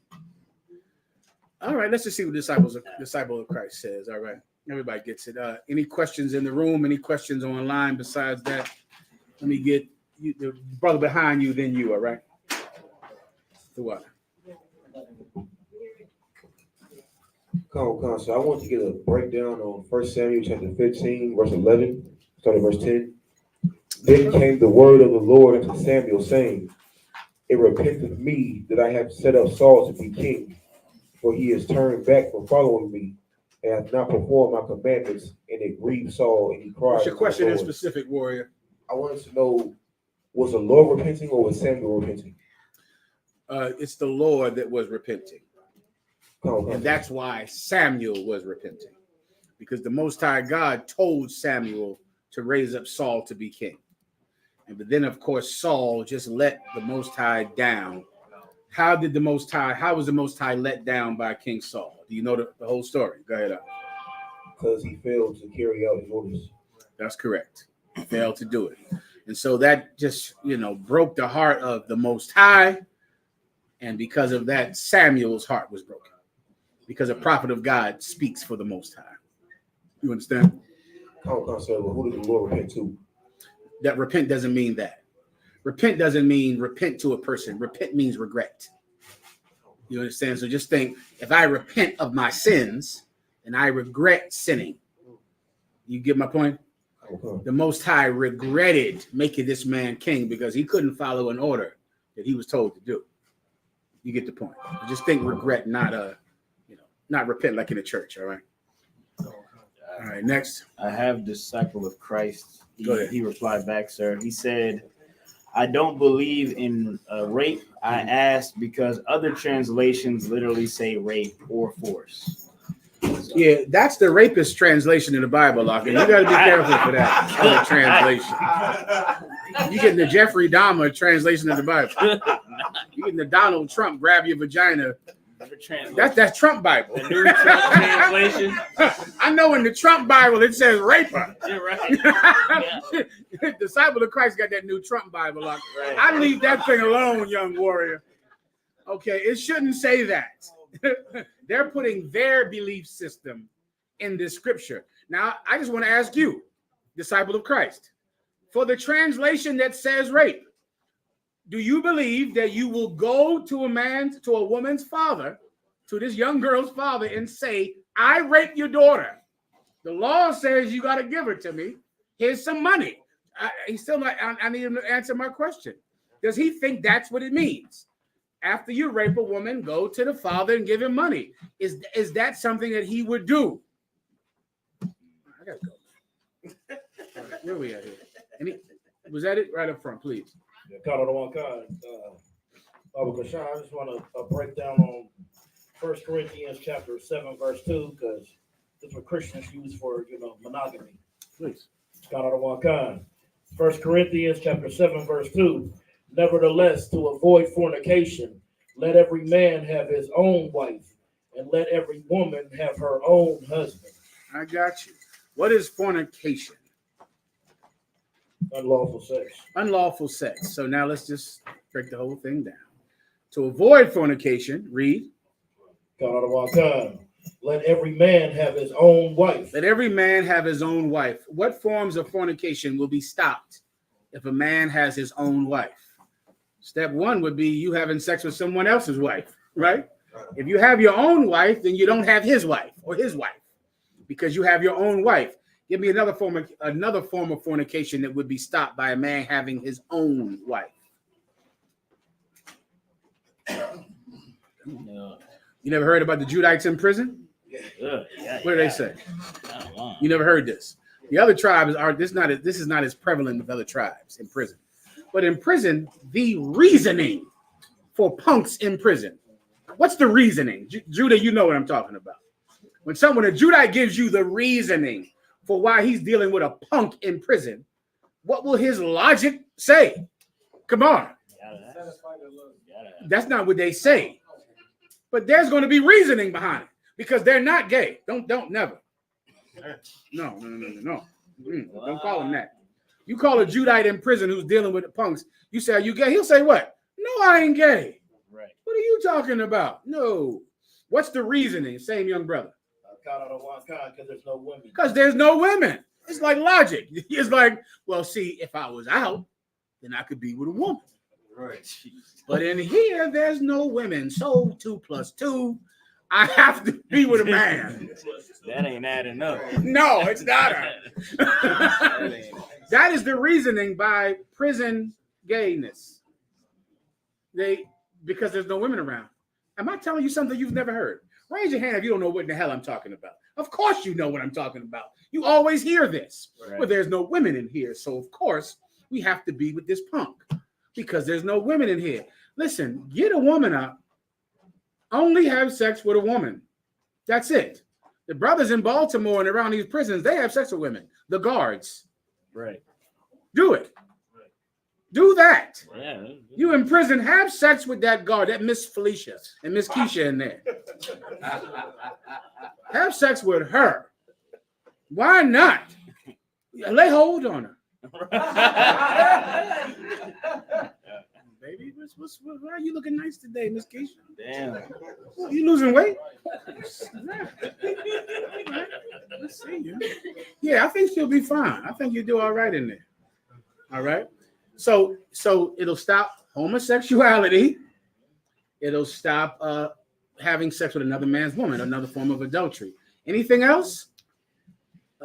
Child molestation. Oh yeah. All right, here you go. You're messing with the kinder all the damn time. You in the kindergarten all the time. People think you love kids, don't they? They say, "Oh, he loves kids." You know, he loves the kinder, and he doesn't. Right. He get a woman. You go get yourself a wife, a woman of marriageable age. Right. Now that doesn't happen. So I just named 3 of them. Now let's go to the women now. And to avoid fornication, let a woman do what? Let every woman have her own husband. Let every woman have her own husband. If a woman has her own husband, what type of fornication will that absolutely stop? I know you don't see the one right in front of you, right up top. Your entire life is about it. You see it every day. Come on, warrior. From sleeping around. Hoeing. Right. Prostitution. Right. If a woman has her own husband, she can't sell her tail right out here outside, outside these doors. She can't. She can't be on OnlyFans. This would mean the end of OnlyFans. Why? Because if she needs a man's affection, if she needs a man's attention, if she needs a man's money, it has to come from her husband. You understand? This precept would end whoring. Right. It would end OnlyFans. It would end the whole thing because she has to get all of her needs met from one man. So you got no prostitution, you got no OnlyFans nastiness, you got no women dressing like they're sluts walking down the street or on the internet. Why? Because they need attention. Well, if you need attention, you got to get it from him. You understand? Give me another one. That's one. Just whoring, hoeing, being promiscuous, being loose. That's done. Give me another one. Because she has her own husband. This is for the women's prison. You might not know about this. Who's ever heard of the term gay for the stay? Raise your hand if you heard that term yeah, I before. heard of that. Oh, they know about it. They know about it. Listen, of course, I've done the research. Right? Research says that 25% of men who go into prison will have a gay encounter in prison. It's 25. It's 15 to 25%, right? The percentage of women that will have a gay encounter in prison is 78%. 78% of them will have a gay encounter. Why? Because they need attention. They need affection. They need a family. They need this woman who is their mother. She's their mom. That's what they call the big overweight one in there. Mom. Damn. Give me the most unattractive man and make him a woman. And he's the bull dagger of the prison. She is. She's the most attractive woman in prison. You take Biggie Smalls, Big Pun, Rod Wave. Now, take away his penis, which is supposed to be a bad thing. Let him have no penis. Put him in prison. She is the most attractive woman in prison. Now, you brothers think you can't get a woman. You can. The bulldaggers can get women. Right. They got no job, no money, nothing. And they look like Biggie Smalls and Rod Wave. And guess what else they don't have? A penis. Right. Listen, you sitting there like, well, I can't. My penis too small. That ain't what she says. She don't have any penis at all. She's the Mac in the prison. Good night. Right. It's 78%. The term is gay for the stay, meaning are they gay? No. Don't you even call them gay because they are not gay. Don't say that again. Okay. They are gay for the stay. They're only gay while they're in prison. Once they come out, they got these babies, 6 of them, and a man. Right. Okay, baby, if you get a man, then you can avoid all of that. If you need to have sex with somebody in prison, have sex with the guard in the woman's prison. Be with him. Get married. And brother, shut your mouth about it. I'm snitching on every woman in the damn prison because she give you some love and attention and sweetness. Not that I'm recommending it. I ain't trying to say it, but it's hard in a woman's prison. It's more difficult because of the possibility of forcing a woman to do it. Right. So you can't force a woman, but if you put all these rules together, you'll live a good life. All right. These are the things. This is not saying that. What did the Christians say? It's saying monogamy. Right. The Christian. Well, I don't know how they wrap their minds around that. Plus this precept. Right. Because you just read that one. Right. You get the point. So that's what you give them. All right. All right. Go ahead. Next. Kamar. I'm sorry. Go ahead, Warrior. Hey, Shalom, General. Mm-hmm. I had a question about Luke chapter 3, verse 38, dealing with Christ's lineage once it gets to the point where it talks about Adam. No problem. I'll go ahead and read the verse. Luke chapter 3, verse 38, which was the son of Enos, which was the son of Seth, which was the son of Adam, which was the son of God. I just want a general breakdown on that precept and how it pertains to Christ, because I know that Scripture refers to Christ as the Son of God, and Adam also referred to in the Scripture. Go to Romans 8:14. Come on,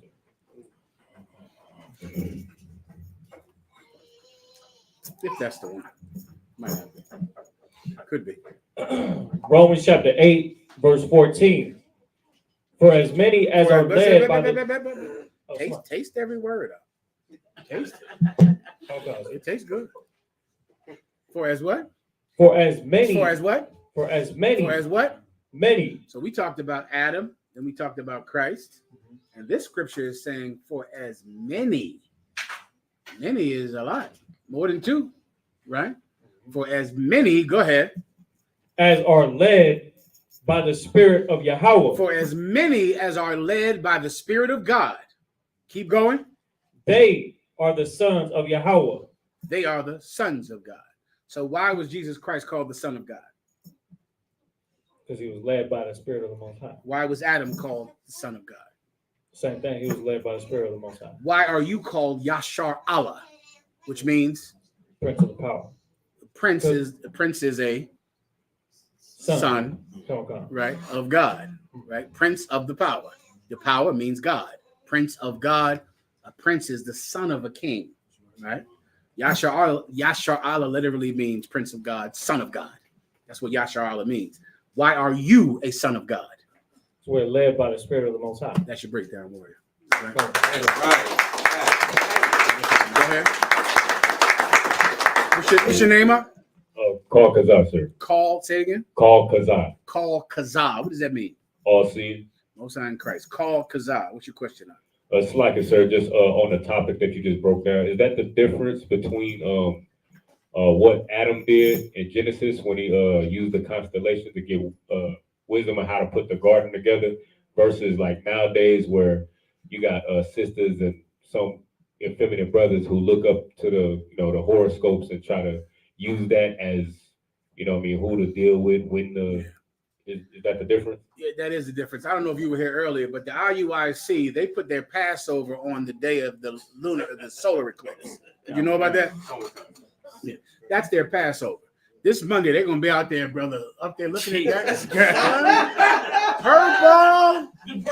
Purple everywhere. The IUIC's Passover is on the same day as the solar eclipse. I can guarantee to you that the IUIC is going to or believes in horoscopes. That is going to happen.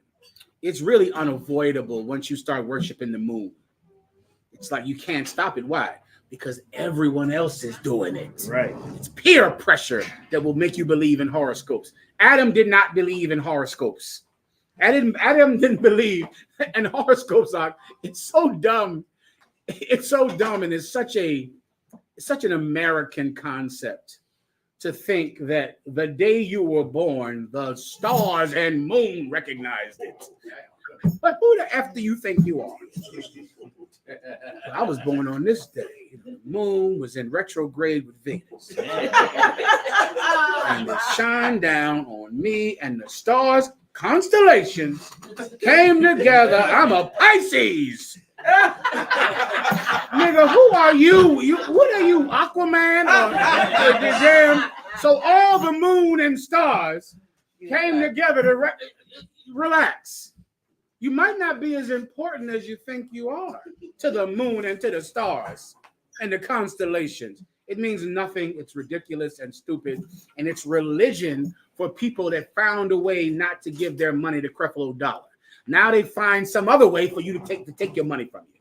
So now you're in there with these stupid horoscopes and all this nonsense about the moon and the sun, which don't know you, the moon and the sun. They don't have brains to know who the hell you are. They're there to serve you. That's why they're there. They're there so that you can know when your crops are supposed to be planted, so you can know when the seasons are about to change, so you can plant crops and grow food, so you cannot starve to death. That's why we have constellations and the moon and the sun and the stars, so that you can have food, so that you can survive here, so you can get on a boat and travel from here to there and be able to get food over there and bring food from there. It's so much, it's practical. You understand? The sun and the moon and the stars are there for a practical reason, not so you can find love. That's not the purpose of the moon and the stars, for your effing love life. The earth does not revolve around you. Do you understand? So yes, Adam didn't get his horoscope from God, but he did know what to plant, when not to plant. He knew to take the wilderness, the forest, and turn it into a garden. You understand? You know the difference between the two? One is just wild and growing. The other one has rows of trees up. Has vines as far as you can see, planted in order in their proper season. You understand? Next. Brother right in front of you. What's your name, warrior? Officer Gadawan, sir. Kadayawan? Gadawan, sir. Gadayawan. That means killer, doesn't it? That's a good name. I must think this is a hard man right here, huh? I see you. Go ahead. We shall see. Go ahead. If I could, sir, can I get a Give me one breakdown more time, please, Warrior. on Isaiah the 38th chapter, verse 8? Go ahead. I'll start verse 7, just to get some background. This is when King Hezekiah, he was sick with a skin disease.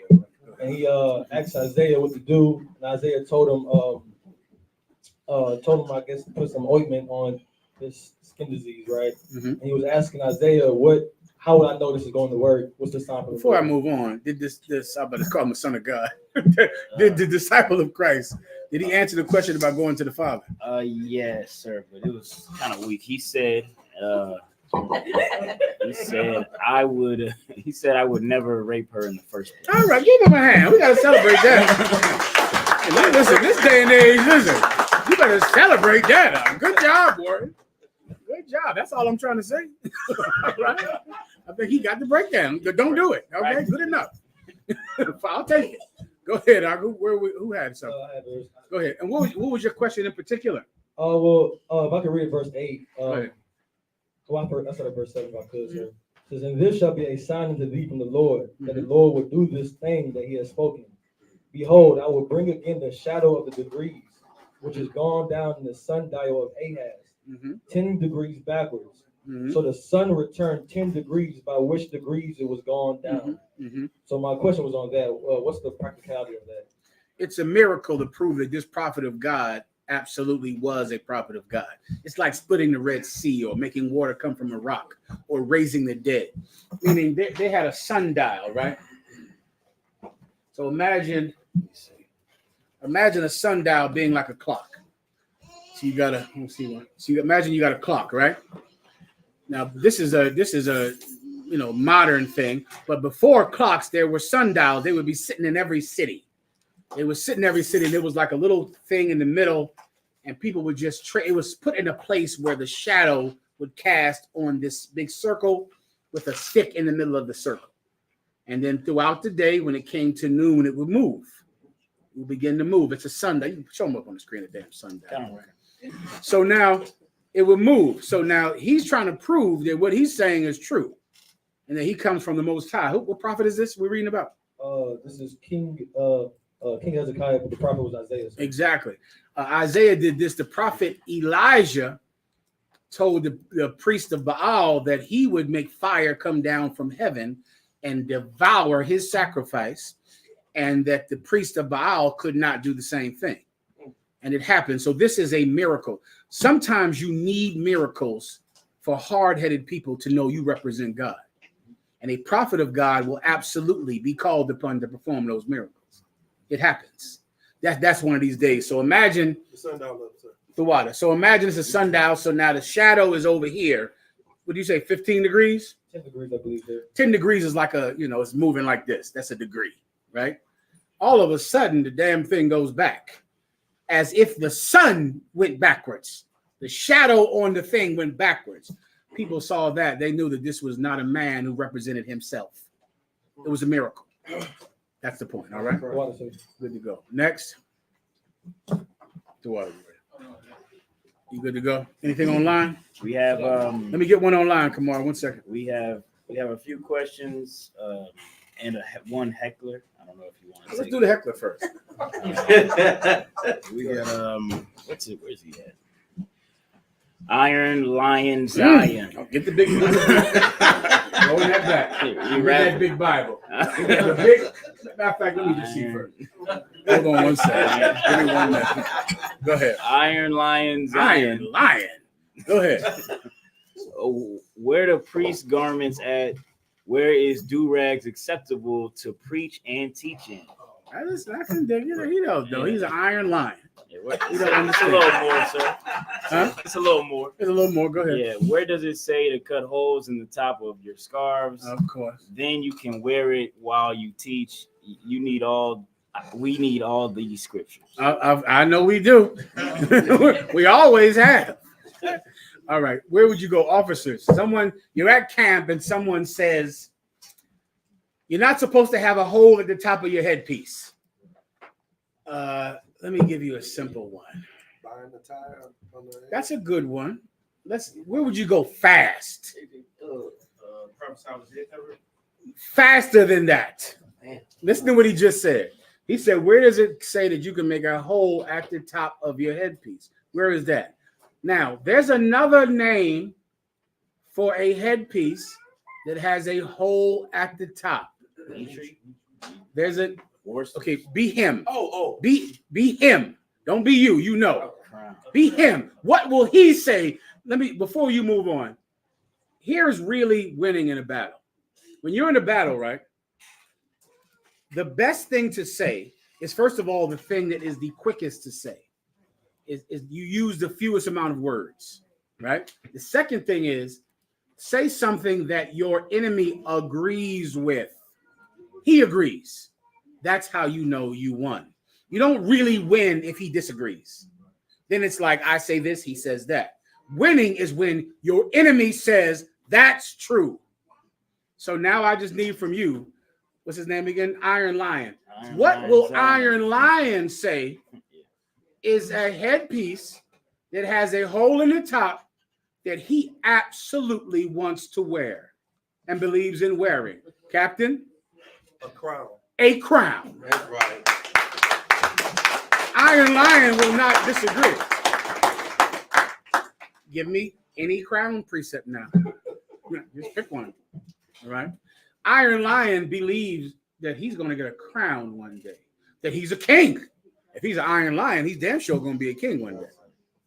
Right? Well, what is the difference between a crown and every other type of thing you wear on your head? I think it's because there's a hole in the damn middle of the crown. There's a hole in, that's kind of the whole, am I wrong, Warrior? That's kind of the whole definitive part that makes it a crown, right? If without the hole in the middle, it'd be a hat. Right. Right? The hole in the middle is the whole reason it's a, show me a crown up on the screen.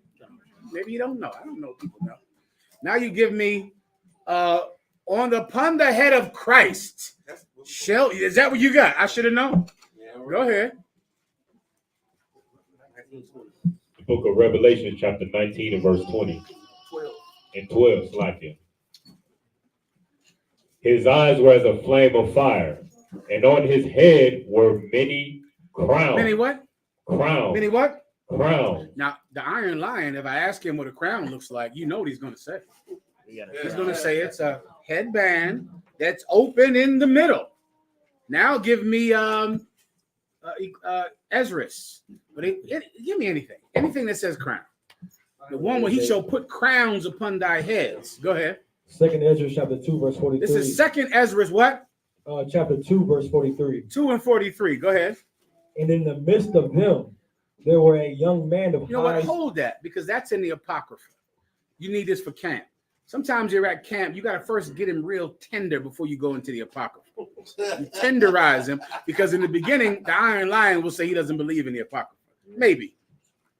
Christians won't. So you give him, I would give him 2 or 3 from the Bible that he thinks he believes in. Then I hit him with the Apocrypha, because now he's properly tenderized. So give me one more in the Bible that the Iron Lion more than likely believes in. Ezekiel 16:12. Good enough. Ezekiel 16 and 12. Or even the crown of thorns. That's why they did it, of course. But I'll take, this is probably a better one, the one Ezekiel. Go ahead, Up. The book of Ezekiel, chapter 16, verse 12. And I put a jewel on thy forehead. On that what? I put a jewel on thy forehead. Here we go, Iron Lion. I will put a jewel on thy forehead. Right here it is, Iron Lion. Go ahead. And earrings in thy ears. And earrings in thy ears. I got those too. Yeah. I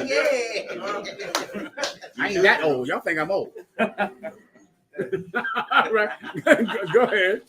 And a beautiful crown upon thy head. Yeah, that's the whole point. The crown is a headpiece with a hole in the middle. Iron Lion knows that. He agrees with that. Right. How could he not agree with that? Now give me the Apocrypha. Go ahead. This is in the Apocrypha. Iron Lion. The Apocrypha is the middle of the Bible that the Catholic Church removed in the 1600s. All right. It's in the middle of the Bible. Every proper Bible should have it in it. If your Bible doesn't have it in it, you can buy the Apocrypha separately. and just make sure you understand it's part of the Bible, all right? It was found in the Dead Sea Scrolls in the Qumran caves in 1948. It's always been in the Bible, all right? Go ahead. 2nd Esdras chapter 2, verse 43. And in the midst of them, there were a young man of high stature. So there was a prophet named Esdras, and Esdras was so impatient, and he was in pain because he had to see the suffering of his people day and night. But he knew the Israelites were the chosen people of God. But all he saw every day was the Israelites being beneath the people that he was taught were beneath him. Prophets of God in here, you know what that's like. You read the Bible and you read about the greatness of black people, the greatness of Hispanics. Then you have to go to work every day. You have to see these people that God said were nothing. Now they rule over you. And it could be unbearable sometimes. Esdras went through that. So the Lord, in his mercy, gave Esdras a vision. This is a vision of the future. And he sees read it one more time. And in the midst of them, he sees upon Mount Zion, he sees all these brothers all wearing white. The white is a metaphor for how clean they are now. They're not filthy anymore. They're not drug dealers and murderers and rapists anymore. That's not what they are anymore. They're not criminals. They're not someone that has to be afraid of every cop car that drives behind them. That's not who they are anymore. They're clean now. And they're upon Mount Zion. Keep going. And there was a young man of a high stature. And in the middle of these men, there was a young man who was very tall. High stature. Go ahead. Taller than all the rest. Taller than all of the rest of them. Go ahead. And upon every one of their heads, he set crowns. And upon every one of their heads, he set crowns. Go ahead. And was more exalted. And he was more exalted than them because he was the Lord of lords and King of kings. And upon his head were many crowns. Keep going. Which I marveled at greatly. Ezra saw this. He was stunned by it, amazed by it. Go ahead. Verse 44. So I asked the angel and said, Sir, what are these? So he asked, Ezra said, who are these men that are getting these crowns? What are these? Go ahead. Verse 45. He answered and said unto me, These be they that have put off the mortal clothing. These be they that have put off the mortal clothing. What is your mortal clothing? Your flesh. You put it off. You put off your desire for sin, for illicit sex, for drugs, for lust and greed. You put it off of you. These men did that. These men were able to do something. Before I came into truth, I didn't think black people could get off of drugs. Right. It was not even something I thought was possible. My father didn't do it. He didn't do it. My uncles didn't do it. My friends, who in the hell did I know that didn't get high? No one. Everyone got high. The righteous people got high. The good church people smoke cigarettes. Right. The good church, good people, you say, well, this is a good church-going person. They still smoke crack. They still got high. They still smoke cigarettes and weed. It was not something as a man from the tribe of Judah that I thought was really even possible. I talked to so many Hispanics that don't think anyone could not get high. They've never seen anyone that didn't do crystal meth. They don't even know anyone that doesn't do it. The people that you idolize and look up to get high. You understand what that means? This is your mother. You idolize her. You love her. She smokes weed. She does crystal meth. Your mother, your father. You love your father. Your uncles. They're your figures for manhood. They snort coke. They do meth. They smoke weed. The people that you look up to, they still get high. These men have put off the mortal clothing. These men aren't drug addicts. These men aren't lustful pigs that would molest your children. These men have gotten rid of all of that. They've chosen the spirit over their flesh. That's who they are. Continue. And put on the immortal. And they have put on, now they've dressed themselves in the immortal. Now they do things up. that cause life, not death. That's what immortality is. When you do something that doesn't kill, but something that makes alive. Continue. And have confessed. And have what? Confessed. And have what? Confessed. And have what? Confessed. And these men have confessed. Go ahead. The name of God. They have confessed the name of God. What's the name of God? Yahweh in the Hebrew. Why is it called a confession and not a statement?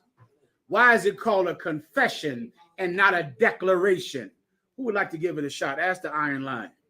Why is it called a confession and not a statement? A confession and not a declaration. He has to go fast, though, I'm short with my time, all right? If you would still like to go into the topics, too. No problem. You're right, Warren. Let me give you the difference. In the back, because it's something that if you do it, it has repercussions on you. That's why it's a confession. Because if I say this thing, I get hurt from saying it. No. Definition, Go ahead. Webster. Mhm. Confession, noun, a formal statement admitting that one is guilty of a crime. Oh, yeah. A statement setting out essential religious doctrine. Oh, yeah, brother. If you say the Lord's name is Yahweh, you're going to be hurt over that. You're going to be hurt over that. You're now going to be hated by the police, Fort Hood, all of the Congress. Then you have a whole incident down here. Let's go over that at the end of class, too. The incident y'all had out here with the congressmen and the city council. You see, Yatazaki, what's your name again, Warrior? Karab. They had to go down, and the brothers in Killeen had to go down there and meet with the damn city council. Over what? Not for being drug dealers, not for selling guns, not for shooting people, but for making this confession that the Lord God of Israel, whose name is Yahweh, is the Lord God over blacks and Hispanics. So now because of that, we now have to go before the court. Now we're in court. This is a confession. And these men made that confession. So I can say hallelujah.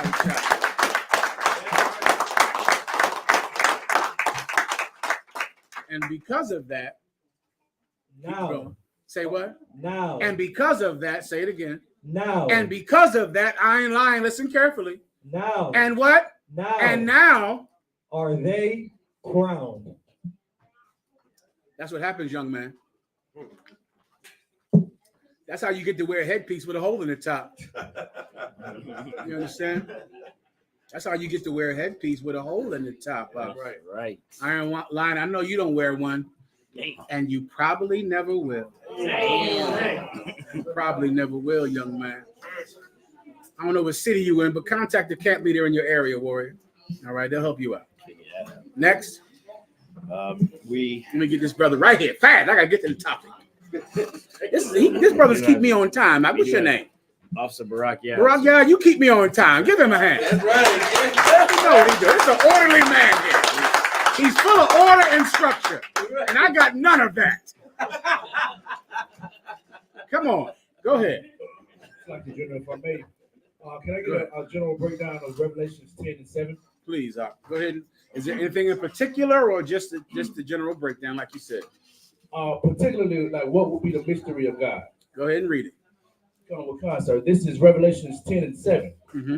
But in the days of the voice of the seventh angel, when he shall begin to sound, the mystery of God should be finished, as he had declared to his servants, the prophets. What is a mystery? Something that people don't know. That's what you need right there. And once this seventh angel sounds, that's the last one. There were 7 seals on there, 7 angels. This one is the last one. Once this one is sound, the mystery is over. What mystery is it? The mystery that the prophets only knew. This precept is speaking about the word of God. And there's a time coming when you won't have to say it because everyone will know it. That time is coming. You see the earthquake that happened in New York. You see the fear, the IUIC, everyone is scared to death of the damn solar eclipse. You see the war over there in Palestine. I hope you saw that. War is coming to the Middle East. Commander General Yohanna told me that the Russian warships are in the Red Sea. That's what Commander General Yohanna said. Come on. U.S. just announced that that Ukraine will now be a part of NATO. Oh shit! Oh, Listen, that- the Ukraine becoming part of NATO means that Russia has to go to war with NATO. What's NATO? America. Right. That's NATO. Knock. Sweden too. Yeah, come. They have to go to war. Russia 2 weeks ago said that what? Jesus Christ was black. Right. That was up. Russia. That Putin came out on the news and showed Russian icons to show that Jesus was black. Come on, Warrior. What's your name in the back? Officer Kahan Khan Gabar, you got it. What do you think the relevance of that was? That Putin bringing that out because he didn't have to do it. So why do you think that Putin brought that out? The prophet. No sweat. First, I'll give it to you. I'll give you what is in Putin's mind. Then I'll tell you the real reason. In Putin's mind, Putin wants black people to get angry and upset and believe that they should not be Christian, that they should not bow down to America because they've been lied to for 2,000 years. That's what he wants to create, a disharmony in America. You understand? A lot of the Russians were behind the Black Lives Matter movement. That was the Russians pushing that because they just want disharmony in America. But here's the real reason that he did it, which I know Putin doesn't even know, because we are in the last days. That's right. And things that aforetime were mysteries will be known to everyone. Things that at one time only the prophets of God knew. When Commanding General Yohanna started saying the Jews were black, it was like, what in the hell are you talking about? Now, the premier of Russia told everyone. That's how the mysteries are going to be. And you're going to see this happen more and more, where things that we grew up saying in the UPK that no one believed. The things that we say, no one ever believed. Now, everyone will believe the Jews are black, Jesus Christ is black, the North American Indians are the Israelites, black people are the real Jews, the Hispanics are the chosen people of God, something that only the prophets once believed. The mysteries will be revealed to everyone. That's the point of your precept, warrior. And that's when the seventh seal opens. Once that happens, it's over. That's the last seal. You can prepare yourself for the chariots. Now, you better ask yourself, are you ready? That's what you better ask yourself. You understand? Where we at now? So like you said, if I may, Please. I want to touch back on what you said with Putin letting everyone know that Christ is black. I was watching some videos on Facebook, and I think I got sent to from TikTok, where Europeans started burning the Bibles after they found out that Christ was not the apostle of God. Yeah. I'm not surprised. Let me tell you, the entire doctrine of Christianity is built on white supremacy. Right. White people don't believe in anything but their own superiority over you and I. Right. That's it. Jesus Cristo es negro, no blanco. And they don't believe in that. And if they have to believe it, they will give up God. Right. You and I, we believed in Jesus thinking he was white. Right. We loved him. We weren't racist against Jesus. I'm black. Jesus was white. I'm on my knees praying to him every night, hoping he'll get me out this court case. Right. I remember that. I remember that, brother. The police walked into my crib. They putting flashlights all through my house, looking for me. I'm hiding under the bed. Lord Jesus, if you get me out of this one. Well, they came and got me. They found me in the bed. So it didn't work. Remember that. Okay. It didn't work. But I remember going to Jesus and court, your Lord, in the back room of that court, brother. It's Christians in there. Right. You understand me? Blacks and Latinos who love the white Jesus, and they are making promises. Woo! We were not racist against white Jesus. But when white people find out, when the seventh seal is broken, that Jesus Christ is black, they're going to give up God. Right. They're going to switch their religion once they find out Jesus Christ is black. They're going to fight him. They're going to say, well, Jesus is black. Forget Jesus. Right. I don't want to follow Jesus anymore. They're going to hate God once they find out that God has hair like wool. They're going to hate him because really the whole time they only love Jesus because they thought they were Jesus. Right. They were God. You'll see that once the seventh seal opens up. You understand? You got it. We can get into the topics for the night. Clap it up. Let's get to the topic right now. What's the first one? So we have child support. Let's do that. Play the video. Let me show you. A lot of you out there think we don't believe there's any good white men. There's absolutely some good white men. I know Texas, you got a lot of good white people out here in Texas. I know that because this is boot kiss capital of the UPK. I'm in it right now. I'm in boot kiss capital. I told Captain Yatas like this. I've seen a lot of masterful men who could get a boot kiss. It was this cat named Ricard Shiar. He used to be the best one at getting a boot kiss. Now he's some Christian. Then it was General Mayaka'ala. General Mayaka'ala, brother, used to get a boot kiss. I'd stand back and go, I don't know how you got that white man to give you a boot kiss. Then I saw Captain Yatazak. Right. Captain Yatazak is the best person I have ever seen get a boot kiss in the UPK. Ever. I don't know how it's done. I don't know. White people never want to kiss my goddamn. Ever. They know what they're doing. I don't have that gift. Captain Yatazak is the best I've ever seen. He's the best. General Mayak told me that Captain Yatazak is the best. And if General Mayak says that, you're the best. Everyone understands, all right? Give him a hand. Now, Captain Yatazak, what about that white man you called me about and said he was going to start paying tithes? He started making videos and tell everybody about that white man. Go ahead. We had a white man that was paying tribute every week for like 2 years. Yeah. Paying his tribute. Yeah. He was just doing. Can everyone get him on camera though so they can see him? They can't see him.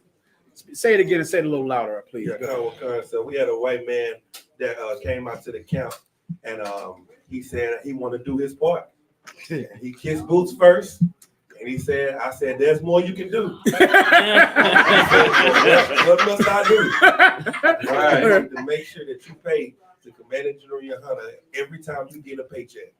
And he came out there every week with an envelope and paid his tribute every time he was at. Give him a hand, though. That's a good white man. You see that? Yeah, good. Does the UPK believe in good white people? Absolutely. There are a lot of good white people. And I judge good white people the way that white people judge good black people. Right. I pray you understand. That's right. All right. I know what a good white man is. I know one when I see one. He's a good boy. He's a good boy. Well, let me show you another good white man. All right. Not as good as that one. That's the best one. But this is a white man that's on the path to being even better than his blood allows him. Go ahead and play it, please. Count on one count. Every once in a while, I get so pissed off that I'll hire a lawyer for 8 hours. We'll go down to the Title 4D court in Dallas, Texas, where the child support court, Title 4D, they're actually called Title 4D. Stop. Give Captain Yashamar a hand out in Dallas.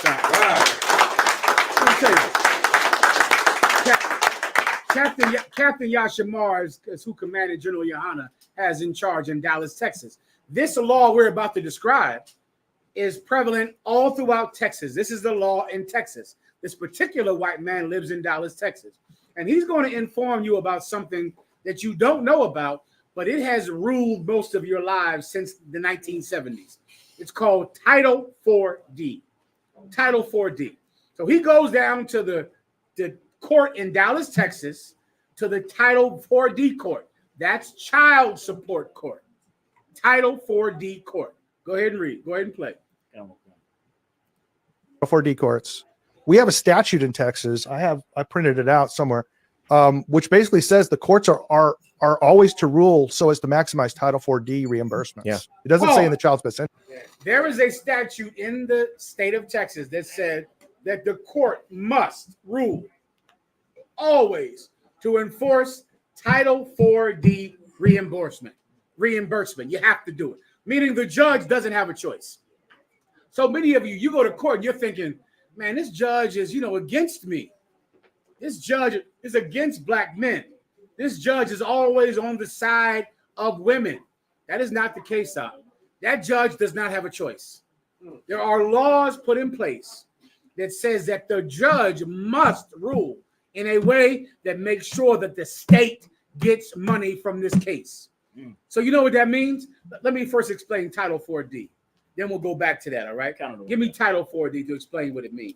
Title 4D is the law that says that the federal government will give the state the equal amount of money that a man has to pay in child support, or the plaintiff, or I'm sorry, the defendant has to pay in child support. So meaning, the more money you pay in child support, the federal government gives the state that money. So if they charge you $400 a month, the state gets $400 a month. If they charge you $1,500 a month, the state gets $1,500 a month. Come on. Meaning this, the woman or the parent gets this amount. The state gets the equal amount. You understand? They get so now, as you're in court, you're thinking maybe they'll lower my child support. Maybe they'll give me a break because really I don't have a job and I can't pay it. There are so many celebrities where they charge them $3,000, $50,000 a month in child support, and the celebrity is cold. He don't make money anymore. The state is still going to charge him $50,000 because the state gets that money back, sister. So the state matches the dollar. Boom. Right. Now, this is how I found out about it. I forgot to send you this. Somebody got to find this. There was a basketball player that was paying his baby's mother $1 million in child support, but they weren't doing it through court. Someone find this for me. Just hear my words and find it on your goddamn phones. He paid this woman $1 million in child support, but they didn't go through the court. They did it brother to sister.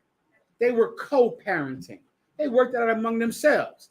So, but then finally the woman wanted more money. Of course. You don't have it, D? I have his name. Would you? What's his name? Tyrone Lamont Nesby. Ooh, Tyrone Lamont Nesby. You give me his story. Tell me what happened. Right here, just a brief summary. However, there is one fact that significantly varies this case from the Get him average, on camera too. From the average child support case. The player was ordered to pay nearly $1 million in arrears. So he had $1 million in arrears because he's a basketball player. That was the order of the court. Go ahead. According to court documents, Tyrone Lamont Nesby, a 34-year-old former NBA player, has been ordered by a federal current NBA player. Former.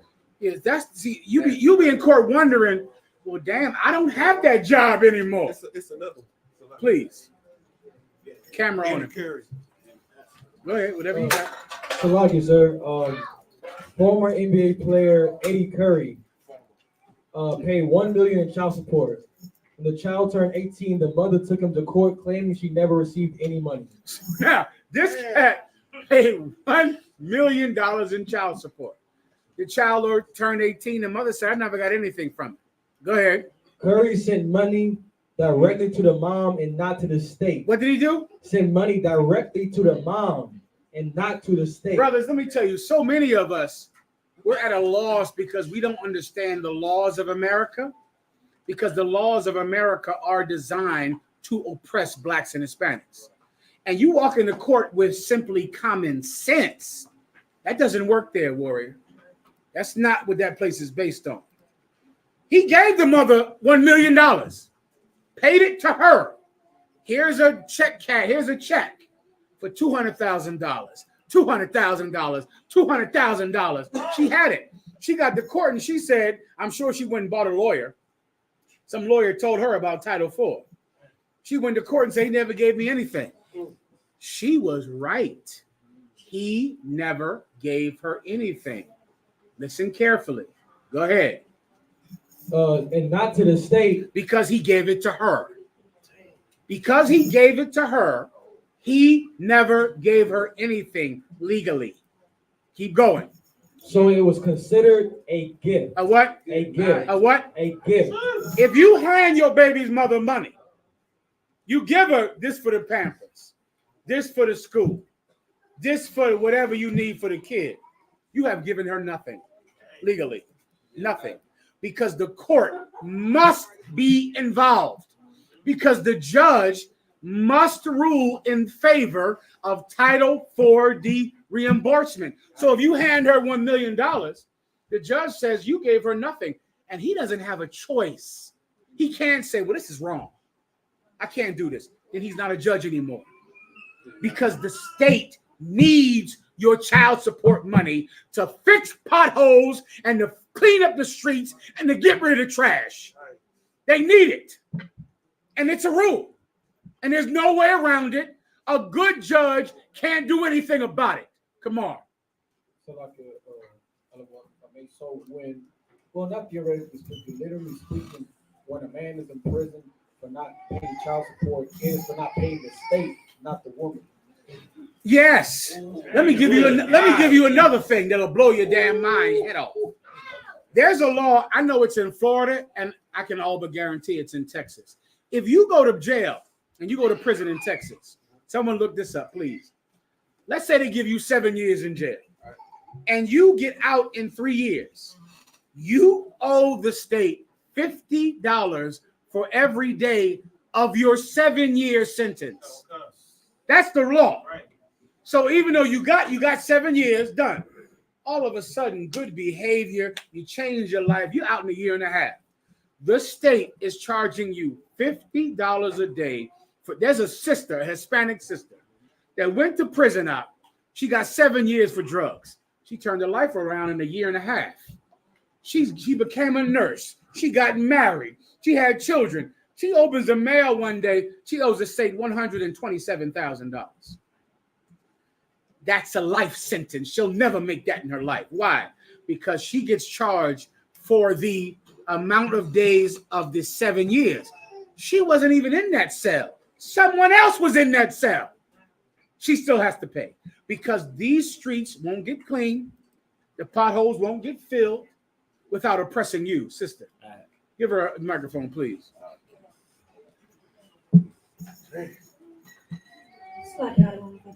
If I'm not mistaken, September of Give her the camera, please. September of 2023, they actually raised it from 50 to 60 something. So, give her a hand. I have an article here. Officer. Give it to the officer. Go ahead. Let me get this up on the screen. Mm-hmm. There's an article here with WSVN.com, which is a Florida news station. Mm-hmm. I was floored, Taylor said. It's an astronomical number. It's it's almost laughable. Taylor, 69, said he had not filed a lawsuit against the department and that he wasn't sure why he got the bill. Such cases stem from a Florida law that allows the state to charge inmates $50 a day to cover the costs of their incarceration. Or I believe this is it. Yeah, even after you get out. So imagine you saying to yourself, I want to repent. I want to change. I want to be a better person. They say, fine, go home. You're a better person. You get your GED. You get a college degree in college, an associate's degree. You go home. 10 years later, you look up and get something in the mail. You owe the state $150,000. And now you can't change your life. You can't live a better life. This country only profits if you're a criminal, if you're a sinner. If you change, they lose money. They don't want you to change. They want you to get high. They want smoke shops at every turn. They want you to get high. They want you on drugs. They want you to be a criminal, or else the trash can't get picked up. The trash won't get picked up. Go back to child support. Now this white man, he saw this because he knows the law. And he knows that it only affects you, this law. It affects you. Play the video of the good white man. Count it one time.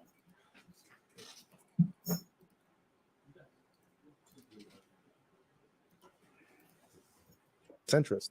is to reimburse Title 40.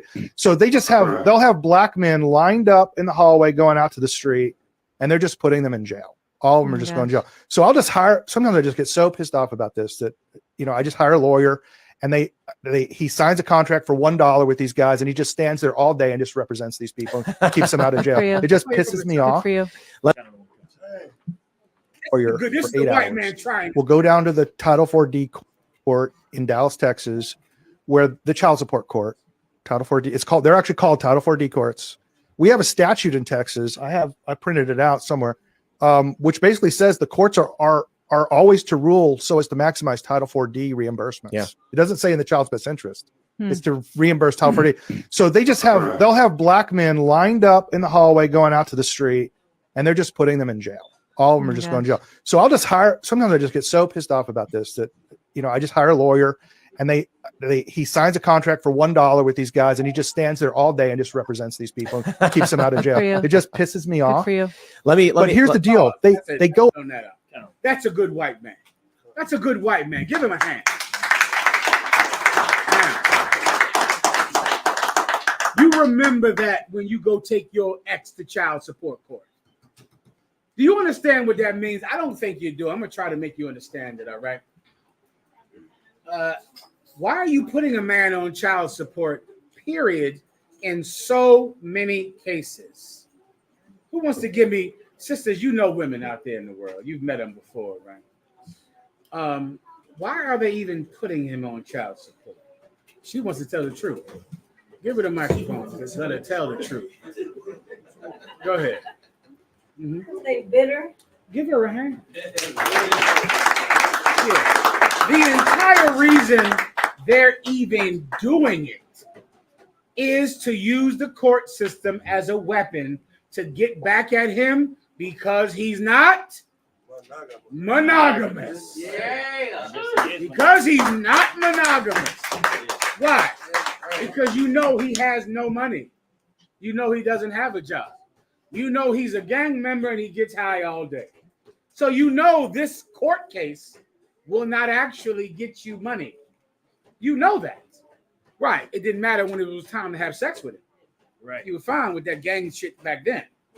But now that it's time to, to go to court, now you're upset about the lifestyle he leads. You're only taking him to court to use the court to punish him. Do you know what that means? Because he's Hispanic, because he's black, he's going to be oppressed. You know that. He's going to be oppressed. This won't get you money. This won't. He's going to go to jail. You know that. Child support doesn't get your child money. It gets the baby's father in jail. Right. And your mother knew that about your father when she did it. That's what she wanted. There was poets that used to say, hell hath no fury as a woman scorned. A woman that gets left over another woman getting her man, a woman that is scorned and hurt because of monogamy has generational pain. And she takes it out on him in court. She does it. It hurts too deep. She takes it out on him in court. And that's what's been happening. This is what you might not have known. This entire state of Texas needs your husband to go to jail. It needs him to go to jail so that he can pay child support, so they can get matched the amount. And then when he's in jail, it needs him to pay $65 a day, even when he gets out. Damn. The potholes don't get filled without your man going to prison. Schools can't open up. The traffic lights don't work. You remember in Texas a little while ago, Texas had they got 3 snow flurries, shut the whole goddamn state down. They got the 3 snow flurries came down. Everyone died. You know what it is? You don't have any services. You don't got nobody putting salt on the damn street. No, there ain't no salt trucks.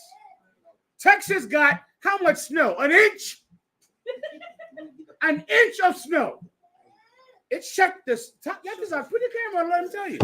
He know what he's talking about. Shut the state down. Yeah, tell him. Tell everyone. School, they wasn't going to work.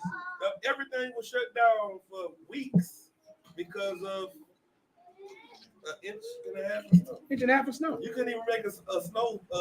Yeah, you couldn't make a snowman, right? You couldn't make a snowman. Well, let me tell you why the state of Texas was crippled from an inch and a half of the snow. Because they don't buy any salt, no trucks, no generators, no services that they provide to people to help them if there's an inch of snow. Well, they'll get the money for it. You can't see your father anymore, though. He has to go away. Warrior. Get him on camera. Go ahead. With that being said, because this is also the I believe Texas has the most people in prison current to date. Give him a hand. How did I forget that? Yeah, you're right. The most people in prison. Go ahead. So with that being said, where is this money going? Because there's people in prison. Yeah, that's a good question. Eh? Right? That's a good question. Now, give him a hand, right? Let me hip you to something about state money in Texas. The money in Texas is going to Fort Hood. Right. You understand? The money in Texas is going to the military, to the police. Right? If you go and rob somebody in Texas and go and try to kidnap somebody, or there's going to be a robot that comes to your house to kill you. You remember that story? That happened in Texas. Some nigga went in there and robbed somebody, and he wanted a pizza, and a robot came to bring him the pizza, and the robot had a pizza box filled with C4 and killed him. That happened in Texas. You see, the money in taking Dallas. That was in Dallas, Texas. The water. Dallas, Texas. You got a gun. You say, "I'm not coming out, coppers." You go in there. All of a sudden, you say, "You hungry?" A robot comes to bring you a big old box of pizza. In the pizza box is C4 explosives and blew the nigga sky high. That's where the money goes. Yeah, all this to fight terrorism here in Texas. To fight all the terrorism. Like Osama bin Laden never heard of damn Killeen, Texas. To fight terrorism, the police, those cars they got, they're so fast. You know, all of the military, the money that they take from you in child support court is not going to buy salt for the road.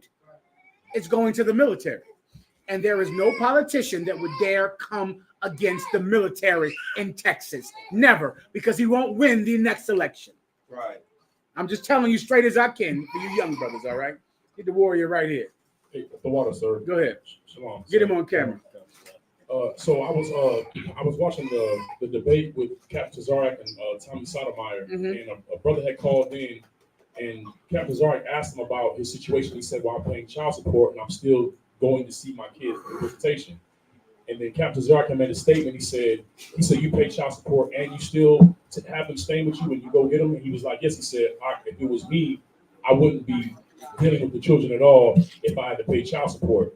And the brother was like, "Well, I can't do something like that, not see my kids." And then Captain Zarek made a statement. He said, "You doing that is showing the kids that you're willing to take abuse and pay for it." And I just wanted you, if you could, to expound on it, because even me being in the school, sir, it was hard for me to hear. So if you could expound, sir, Shalaki. Someone look up the word for me. I need you to find for me. What he's saying is absolutely true. I got to wrap this up, all right? Now, you only got to tell me when to end the class. I'm gonna keep going until you tell me not to. It's about you wrap that topic. We got okay. Everybody good with this? Let me get on this. Knock, come on. If I could, the heavy thing is the woman always says not enough. It never is, because it's not about the money. Right. That's something brothers don't understand. So, like you said, what would you like me to look up? I want the word integrity in the Psalms or in the Proverbs. Let me give you, first of all, give a hand to Captain Tazar Yak.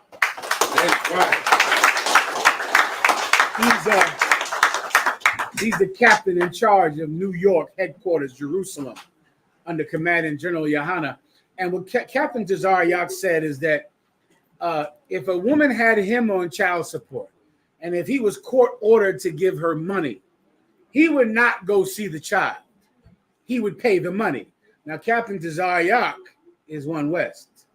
Now, this is a hard concept for people to understand who are not One West, because people who are not in the UPK do not understand how hard it is to maintain integrity, to maintain your courage. Raise your hand if your father was a drug addict. Raise your hand if your father was someone that people felt sorry for. A lot of us look at our father and we look at him and he might have been a drunk. He might have been a drug addict. He might have been someone that when you look at him, you don't feel he's strong, you pity him. You don't know how your father ended up like that. Let me help you with the love of your father right now. Let me help you to forgive your father. Your father went through a systematic oppression here in America that weared away at him. It starts about what age? 13, 15? When you start to just feel emasculated and emasculated and pushed and pushed. Sometimes it makes the news when a black man just won't let a cop frisk him. He can't take it anymore. Get your fucking hands off me. He can't take it anymore. He can't take the feeling of constantly being emasculated from 13 years old. And it just keeps coming and coming and coming. And then one day he has a baby boy. And now he's happy. And he wants to raise this boy like a man. But he's poor. And he's on drugs. And he's not monogamous. And now he loses his children. And now he goes into a courtroom where some devil tells him that you have to pay money that you do not have for this child. And every day he's going to have to lose his job. Sisters, you might not know this, but when a man gets a child support ruling against him, he loses his job because of the child support hearing. Why? Because he loses his driver's license when he gets the hearing. So he can't drive anymore. So he's not at work anymore. The child support police, the sheriff, come to his job. He goes to jail for 60 days. So what happens when he gets home? There is no job because he constantly gets fired from his job because he's on child support. I thought it was for the child. Child support makes him lose money, so he can't give it to the child. So now this is 10 years. 10 years of this. Captain Tazaryak, being One West like he is, he knows that sometimes, warrior, a man must do something to maintain his heart. And so because this judge is taking my money, that is all he's taking. He's taking nothing else. That's right. Here's your money. I'm getting locked up every 6 months. Here's your money. But these feet belong to me. Right. I'm not coming over. I'm not showing up. Give him the camera. I got if you don't mind. This is the book of Ecclesiasticus, chapter 33, verse 20. As long as thou livest. As what? As long as thou livest. As what? As long as thou livest. Someone look up the word integrity. As long as thou livest. Go ahead. And have breath in thee. And have breath in you. Go ahead. Give not thyself over to any. Don't give yourself to anyone. I'm not doing it. Your Honor, what do you want? You want $5,000 a month. Okay, I don't have that. You want $400 in arrears. You want, all together it's $1,000. I don't have it, but I'll have to give it to you. And when I can't give it to you, I'm going to jail for 6 months. Is that your order? Did the judge order me to be there for your birthday party? I'm not coming. Did the judge order me to be there for your basketball party? For your basketball and for your football? For your graduation? Then I'm not doing it because that wasn't in the judge's order. I'm not giving myself over. Bitch, you're getting the money, and so is the state of Texas. You see, but these feet, they go where they want to go. And they're not showing up for birthdays. They're not being there for football and basketball.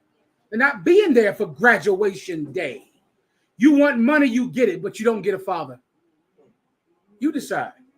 Because I cannot be a man if I don't keep some part of myself. And I would be no father to let my son see a broken man. I've seen that. I've seen that up. You don't want to see that. You don't want to see some piece of a man in front of you every day. Some piece of a man. It's better not to see a man. Then one day, you might see a man. Precept, let thy children seek after thee. You going straight there. I'm sure you are. Give him the microphone. I'm gonna get, please, I'm sorry. Go ahead. For better it is that thy children should seek to thee. Where's the brother that asked the question? Is that right under integrity? It's damn there. Right. It's right there. Don't ever give yourself to someone as long as you have breath inside of you. For it is better that thy children seek after thee. Right. Meaning what? Instead of me going to the basketball practice, right, instead of me showing up to the birthday party, instead of me being there when they graduate, it's better that they come find their daddy. That's better. Why would that even be here under the integrity precept? You should understand that. Because children will take away your integrity. That's right. They'll get rid of it. You won't have it anymore. Why? Because you love those children, don't you? Some of you out there, you marry a woman who has kids, don't you? And what do? Now the kids call you daddy, don't they? Now they call you daddy. Now you're there with them. You know, their father, he ain't shit.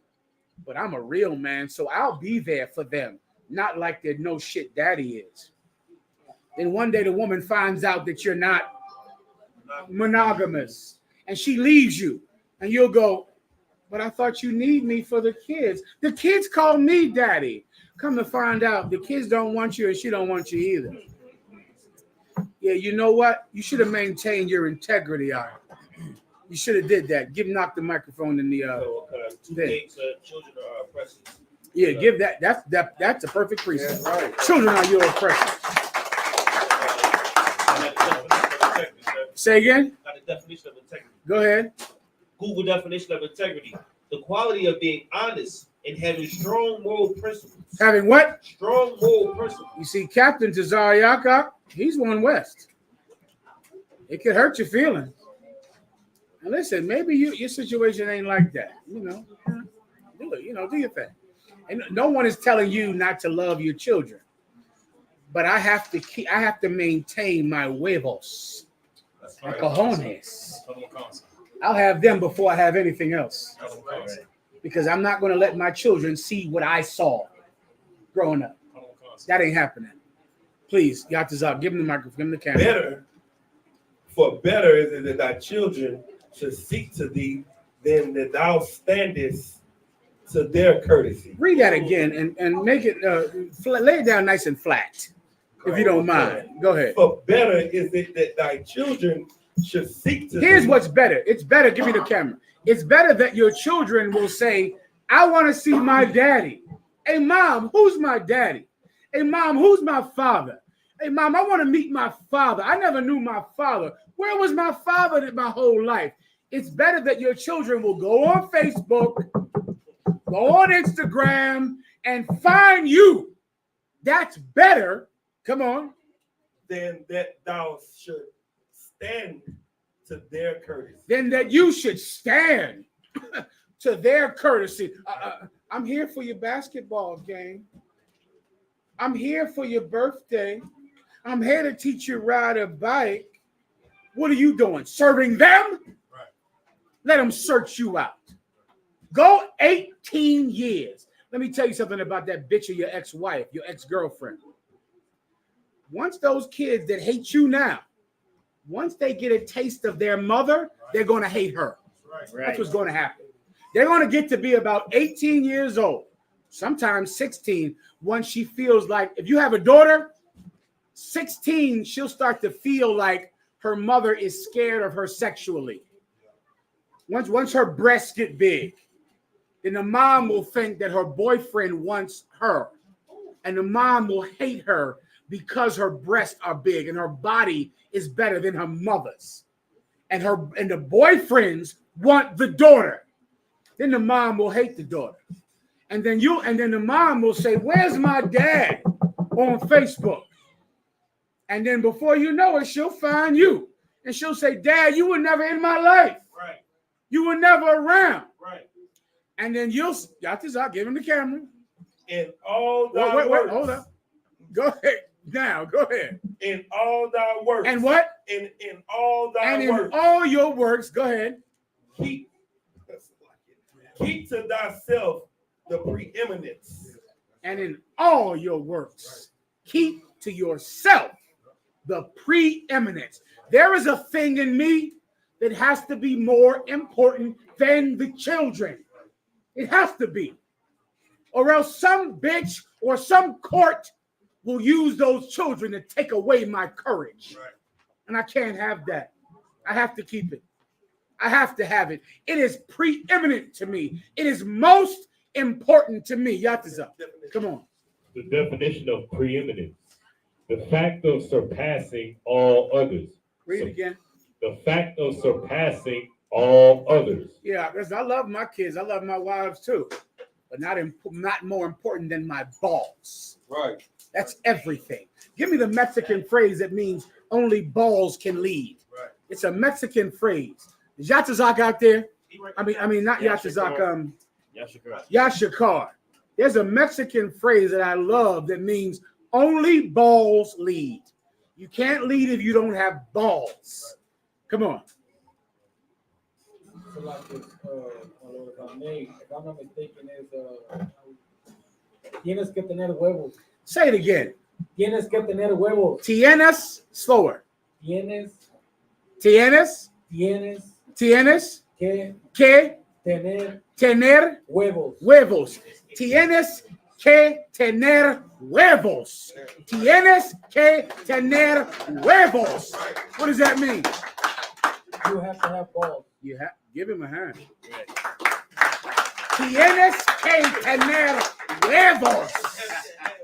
Tienes que tener huevos. Tienes que tener huevos. Yatazak. And leave not a stain in thine honor. Leave not a stain in your honor, brother. Listen, I love the kids too. I love basketball games, cake parties. What else do they do? The kids do all types of football and all kinds of shit. The kids love to do. Hey, listen, it's beautiful. I know the graduations. Forget about that. You better show up to that, or else you're Satan. Right. You don't show up to that 8th grade graduation, you are Satan.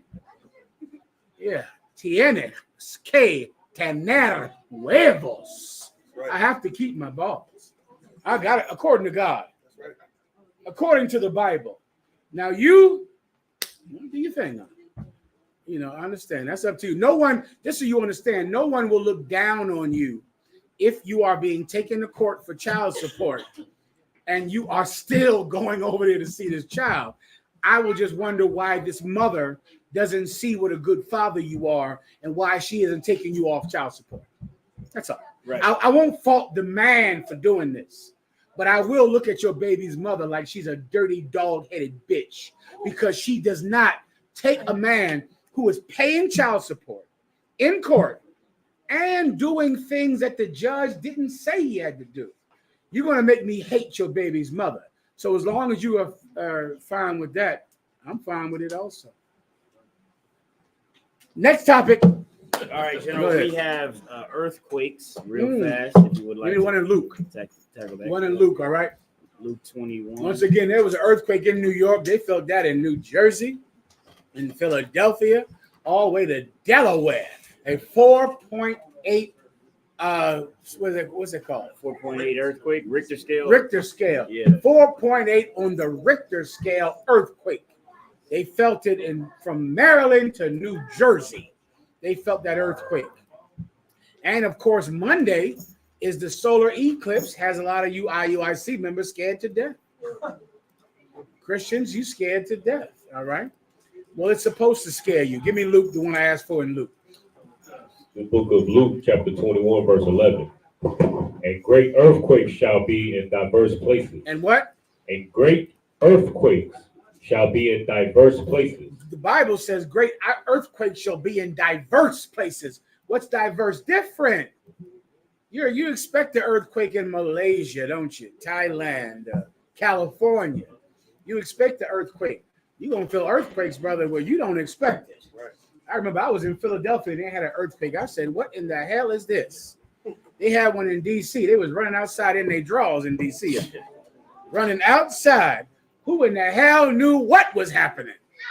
They're not used to that. You get my point. California, they might take it a little better because they're used to it. But in New York, they're not used to no goddamn earthquake. Right. In New York, well, you're going to see that in the last days. You're going to see earthquakes in diverse places. That is a direct sign of the coming of our King, Jesus Christ. Right. When things happen to make you feel a feeling that you never feel without this. Sinners in the world, they never feel the fear of God. They never feel it. See, you and I in the UPK, we have a conscience. So we feel that. We feel the feeling like, damn, this is wrong. I shouldn't be doing this. I have to stop doing this. This is wrong according to the Bible. Out there, the earth has to shake for them to care about God. They don't care. The sun has to come across the moon in some way. Or else they don't even acknowledge the existence of God in their personal life without a cataclysmic event. Those events are coming, young man. Don't worry. God is going to get your attention. He'll do it. I assume the crack epidemic and the AIDS epidemic, that wasn't good enough for you. No problem. Look up. Right. Now he'll have your attention. Feel the ground moving under your feet. Now he'll have your attention. He's going to do what he has to do to get you to pay attention to him. Read it again. The book of Luke, chapter 21, verse 11. And great earthquakes shall be in diverse places. Go ahead. And famine and pestilence. And what? And famine. That's happening right now in Palestine. Those children are just starving to death over there in Palestine. And they're going to starve all over the world. There's going to be so much heat and famine, and the sun will dry up all the crops, and there won't be enough rain, and pestilence and plagues and bugs will just be everywhere, and they'll devour the food that you had planned for your children to eat. But that food is going to be gone. Now he has your attention. Now you realize that he's in charge of life and death. AIDS, for some reason, didn't teach you that lesson. Drug addiction didn't show you anything. When 1 inch of snow shut down Texas, that didn't make you fear God. It was 1.5 inches of snow. You were sitting in your house with no power for 30 days. 1.5 inches of snow. That didn't tell you, damn, what if it was 3 inches of snow? That did nothing? Okay. Well, then the earthquake is next. Well, then extreme heat is next. Extreme cold is next. The Most High God will make you pay attention to him. He'll do it. He'll do it. Please. So if I could, can brothers and sisters hop off the Wi-Fi so we can get a better stream going? We got a weak signal. No, so if you're on the Wi-Fi, just disconnect till the class is over. I appreciate it. Give him a second to do it. Oh, let me do it myself.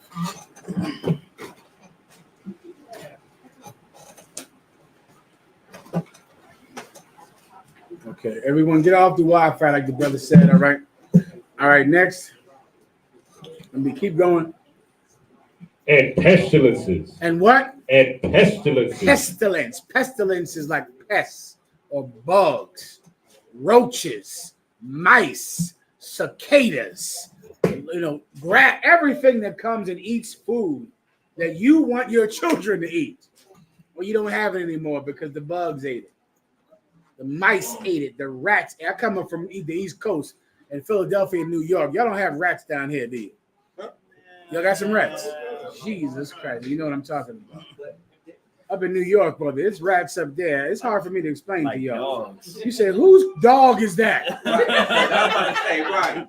Whose dog is that?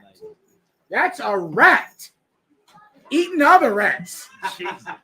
Right. Go ahead. Don't say, sir. I was just about to see that. I'm like, no, we don't have rats compared to y'all. Y'all ain't got those. We got they mice compared to y'all. They y'all mice, got some master spinner rats out there. He's telling the truth. Listen, I'm from the East Coast, brother. You see, you go in Harlem. I spend half of my week in Harlem. And you're going to see rats up there. You think, how is this possible to live with this thing here that just crossed the street right here in front of me? And outside a restaurant. And this is how bad the rats are in New York. You up there, you in the restaurant. You standing in line. Rats are running between your feet. Listen, and you still order the food. That's it. You just think, damn, God, damn, all right. I'll have the number 3. Listen, that's a terrible thing. It's a terrible thing. You give you out the zone. Go ahead. Like it, sir. This is an article from a news from Fox. It says the U.S. is now to face extremely rare cicada Mageddon. As 2 generations of over 100 trillion cicadas will emerge together for the first time since 1803, the week after April 8th solar eclipse. The week, you give him a hand. The week after the solar eclipse, after Monday, there's going to be cicada Armageddon. Because cicadas, there's a group that come out every 25 years, another group that come out every 20 years. They're going to come out on the same day, a week after the solar eclipse. The Most High will find a way to get your attention. He's going to do it. He's trying all the time. He's trying to make you say, maybe my life doesn't belong to me. Maybe my body doesn't belong to me. It's so hard to make you realize your body isn't yours. You brothers, you think your penis is yours, right? You think whatever makes your penis hard is what your penis should get. You sisters, you think whatever your body wants, my body, my choice, I should get. I should have abortions. Why? Because it's my body. It's my body. That is the most ridiculous argument I've ever heard when a woman says that abortion is right because it's her body. The argument for abortion is the exact same argument for slavery. There's no difference in it. Now you remember that when you go out on the street next week. If you have to battle about abortion, what will a woman say? What will she say? This is my body, my choice. My body is my property. It's mine. It's mine. No one should tell me what to do. And then you'll say, but the baby is a living life and you should care about the baby. No. The baby's inside my body. So I decide. Well, why do you think slave plantation owners thought they owned you? Right. Because you were their property. And guess what the one battle, there's a word that the South, including Texas, would always use for the battle against abolition, against the North trying to end slavery. Why was slavery wrong? Because slavery was against what? Who can think of this word? Freedom. Give him a hand.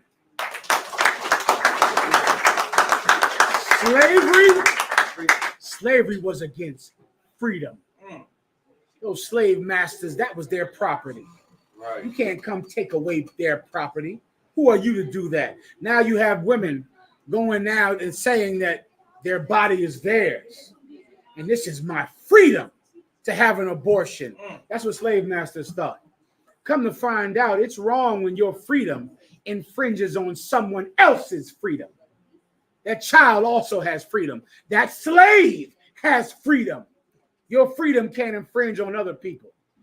You see, when this world never gets the hint, it never feels compassion, it never feels mercy. So the Lord will shake your buildings and shake your homes and send cicadas and rats and roaches and mice to make you realize you're not as powerful as you think. That's right. Keep going. I'm sorry. Captain Yadazak sent a video about these earthquakes. Please. If you'd like it. Play it.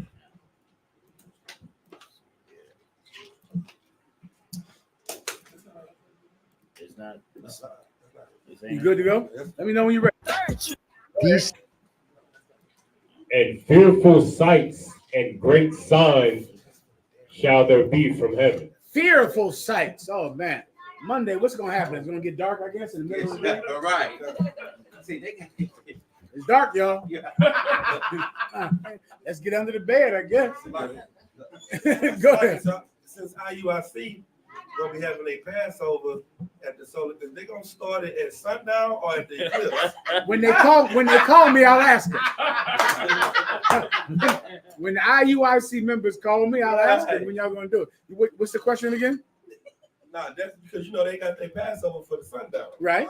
So it's gonna be the sundown of the eclipse. Oh. Or the sundown at The evening. normal sundown. I'll ask. I Right. don't know. I don't know what the hell they doing. Good night. I'll ask. That's all I can do. Young warrior in the back, come on. So like, so when you said that your freedom cannot infringe on others, is that the same with as a transgender trying to get others to believe that that is a man when it's really a woman? The transgender, okay, that doesn't really infringe on your freedom, but abortion does take away the right of life and liberty to the child, which is constitutional, the right to life and liberty. The child can't have life and liberty because the woman has freedom to kill it. Well, a slave master, he can't have a farm because you are his slave. And so if you take away his slaves, his farm fails. So you, in essence, directly, the end of slavery took away life and liberty from slave masters because their farm failed. Their plantation went under. They lost their freedom to have life and liberty. Well, a woman has freedom to not have a baby. A slave master had freedom to have a farm and to have a business. Listen, at the end of slavery, many people wanted to give the slave owners reparations. Look this up in your phone. There was many laws that were said, maybe if we'll give them reparations for the loss of property, then we could end slavery without the South seceding from the North. Down here in Texas, boy, let me tell you, you had a cat down here, a white man named Sam Houston. Sam Houston was like among white men, he was trying to be a good white man because he was not as zealous about slaves as other white men were in Texas. He believed, he understood what abolitionists were saying. He understood that these black people had some rights and our rights shouldn't supersede theirs. The other white people in Texas hated him, and at the end, they excluded him and gave him control over one thing. Who can guess what it was?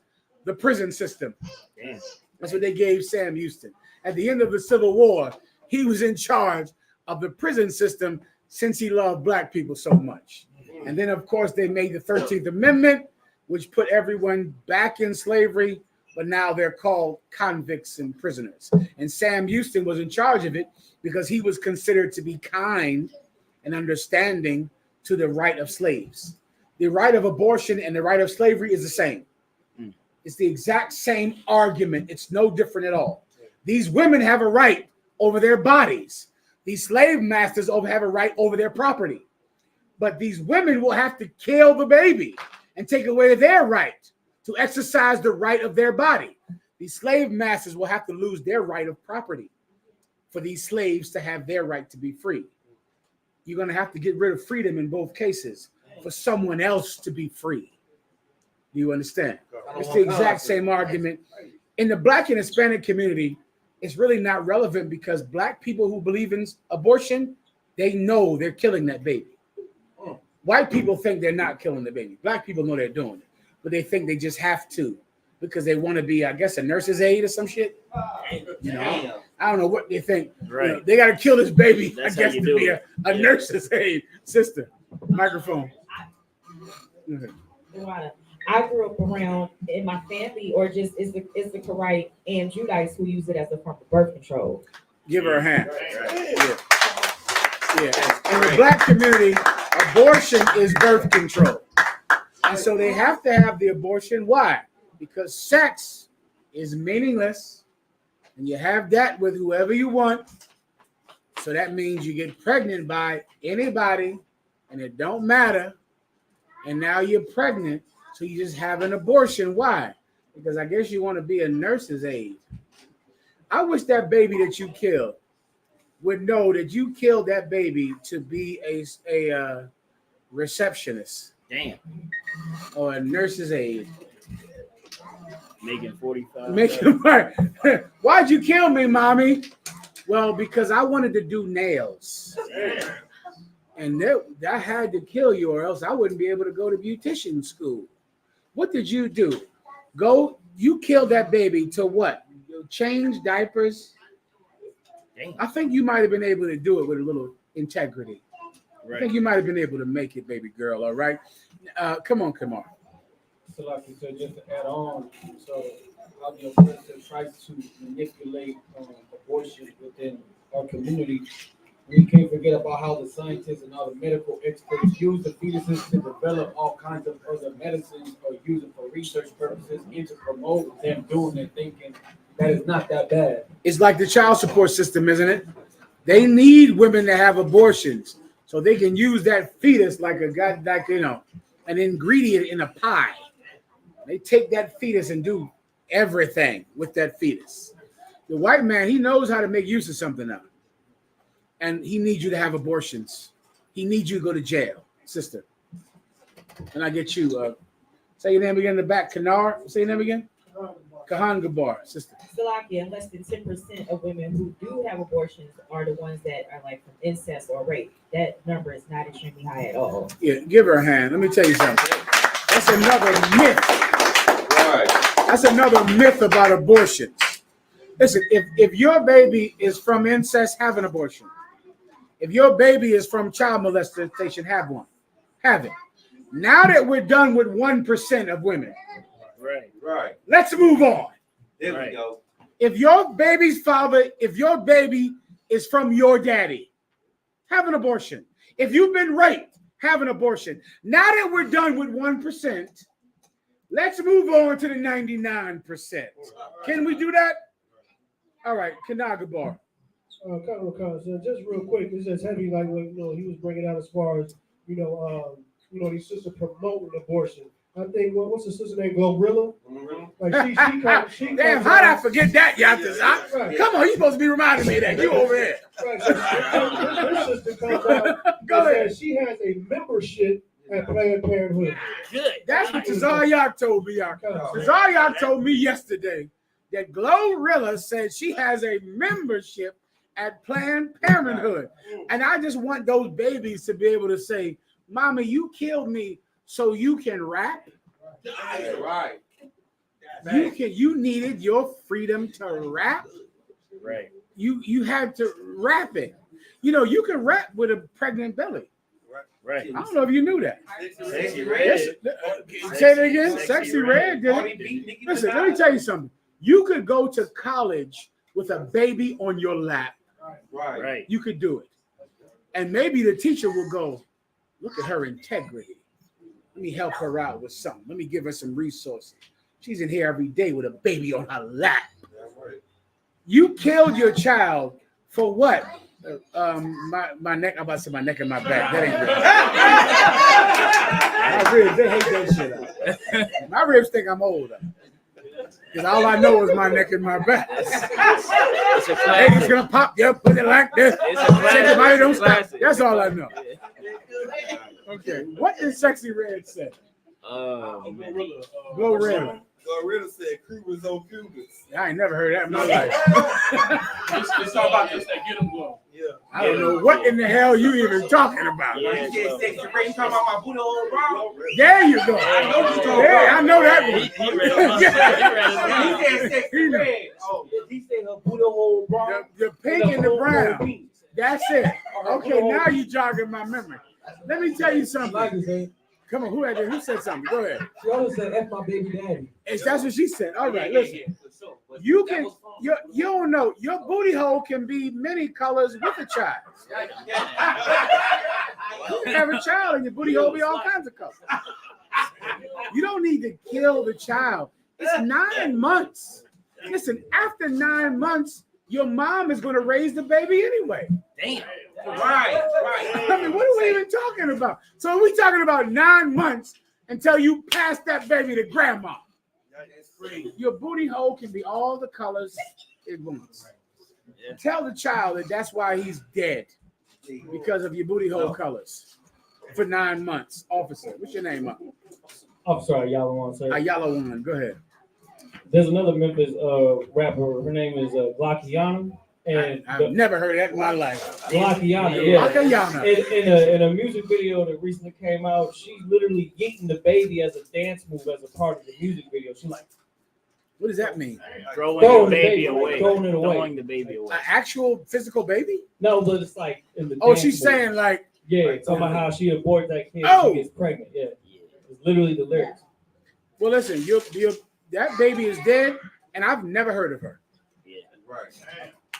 So the rapping ain't working. It must not be. No. Well, once again, I mean, a lot of sisters who have had abortions, you don't realize it now because you're young, and because your mother told you to do it, because your grandmom told you to do it.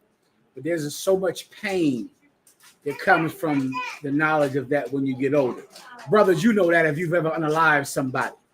You brothers that have shot someone or unalived someone, it's not like the rappers say it is. No, it's not the same.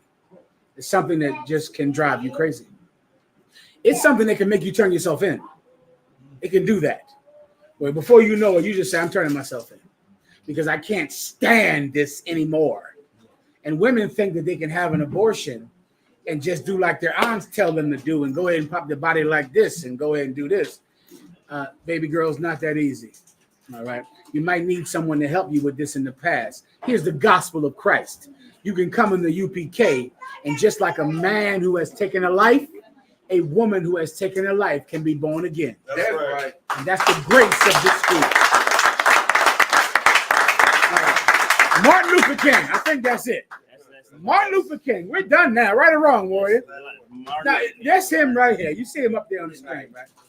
Martin Luther King. Raise your hand if you've seen this before. Oh, this is a long time coming. Let me tell you something.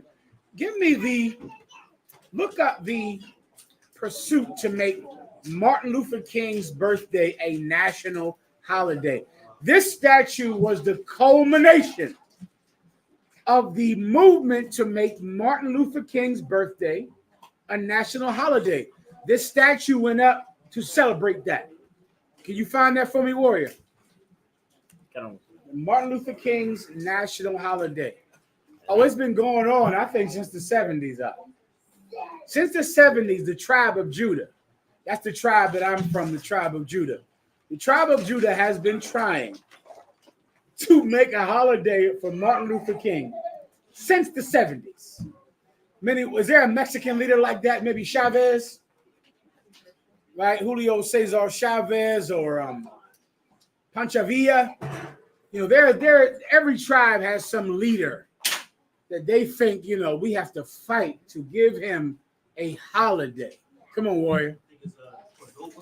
Cordoba. Who's the one for the Cubans? Che Guevara. He wasn't Cuban. He wasn't a Mennonite, but the Cubans love Che Guevara. Well, Martin Luther King is the tribe of Judah, Che Guevara. The tribe of Judah's Julio Cesar Chavez, or this one I just mentioned. I forget the name already.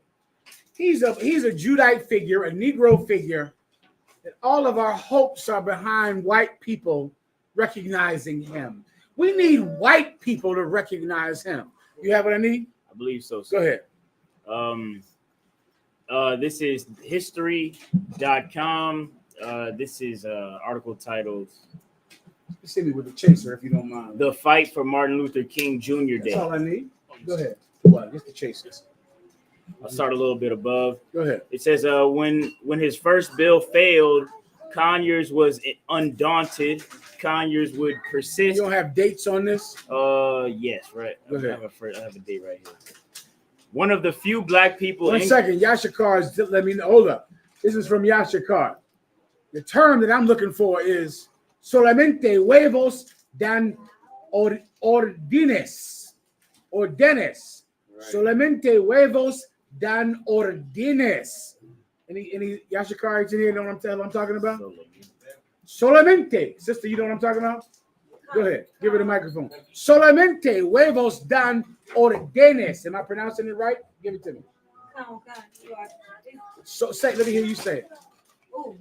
Solamente huevos dan ordenes. Dan, D-A-N. Ordentes. O-R-D-E-N-E-S. It's like I said, this is a man referring to Of him. course, a man. Correct. Of course. And leading. Of Okay, course. So I would have to read it. Okay. I would have to read it. Solamente huevos. Let us see this. Okay, go ahead. Oh, there you go. Go ahead. There we go. Solamente. Go ahead. What does that say? Solamente.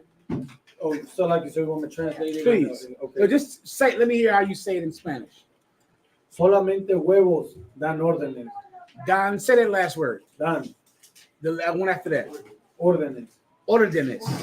Órdenes. Solamente dan órdenes. Solamente dan órdenes. Solamente dan órdenes.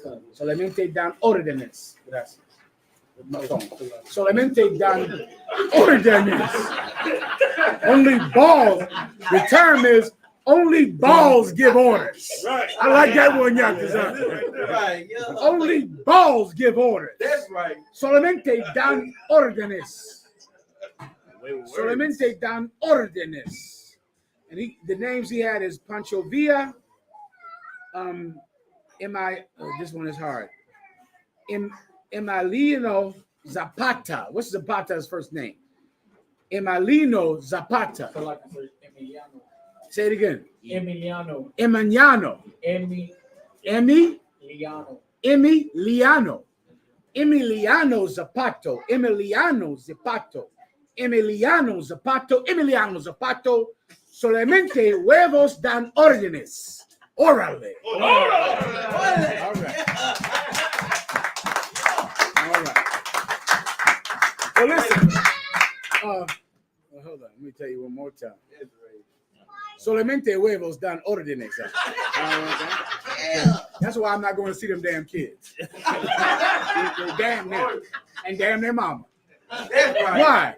Solamente huevos dan órdenes. You can forget that shit. Not that you can't go do it. You want to go do it, that's up to you. Right. You know, Lord, it happens. The birthday is coming. All right, go ahead. Kind of want to count this. Put it back up on the screen. So you have the. Yeah, I have the article. Go ahead. The first push for a holiday honoring King took place 4 days after his assassination. Damn. When did Martin Luther King get assassinated? 69, 68? Yeah, 68, sir. 1968. He was shot. 4 days after that, they've been trying to deify him, to make him a god, to give him a national birthday since 1968. Go ahead. Counter one count. John Conyers, then a Democratic congressman from Michigan, took to the floor of Congress to insist on a federal holiday in King's honor. However, the request fell on deaf ears. No one wanted to hear that shit back then in the 68 hour. They didn't care about it. I remember, so every senator, every congressman was against giving him a national holiday. Go ahead. One of the few black people in Congress, Conyers had been an active member of the civil rights movement for years.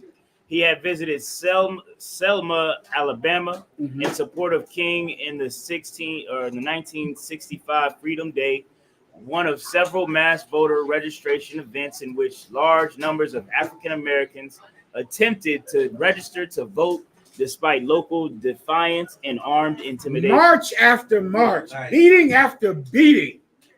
When did they finally make it a holiday? 15 years later. 15 years later, it became a holiday. Give me when the statue came up. The tide finally turned in the early 1980s. Damn. From 68 to the early 1980s. You know how many police beatings took place in that time? Right. How many marches, how much fighting took place from 1968 to the early 80s. Then finally, what did they get? When did the statue come up? In 1983, as civil rights movement veterans gathered in Washington to commemorate the 20th anniversary. Show me the statue. Oh, kind of. I think I got that. When did the statue come out?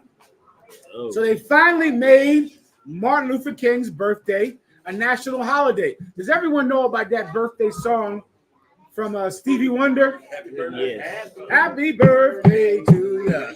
Happy birthday to you. That is Martin Luther King's song.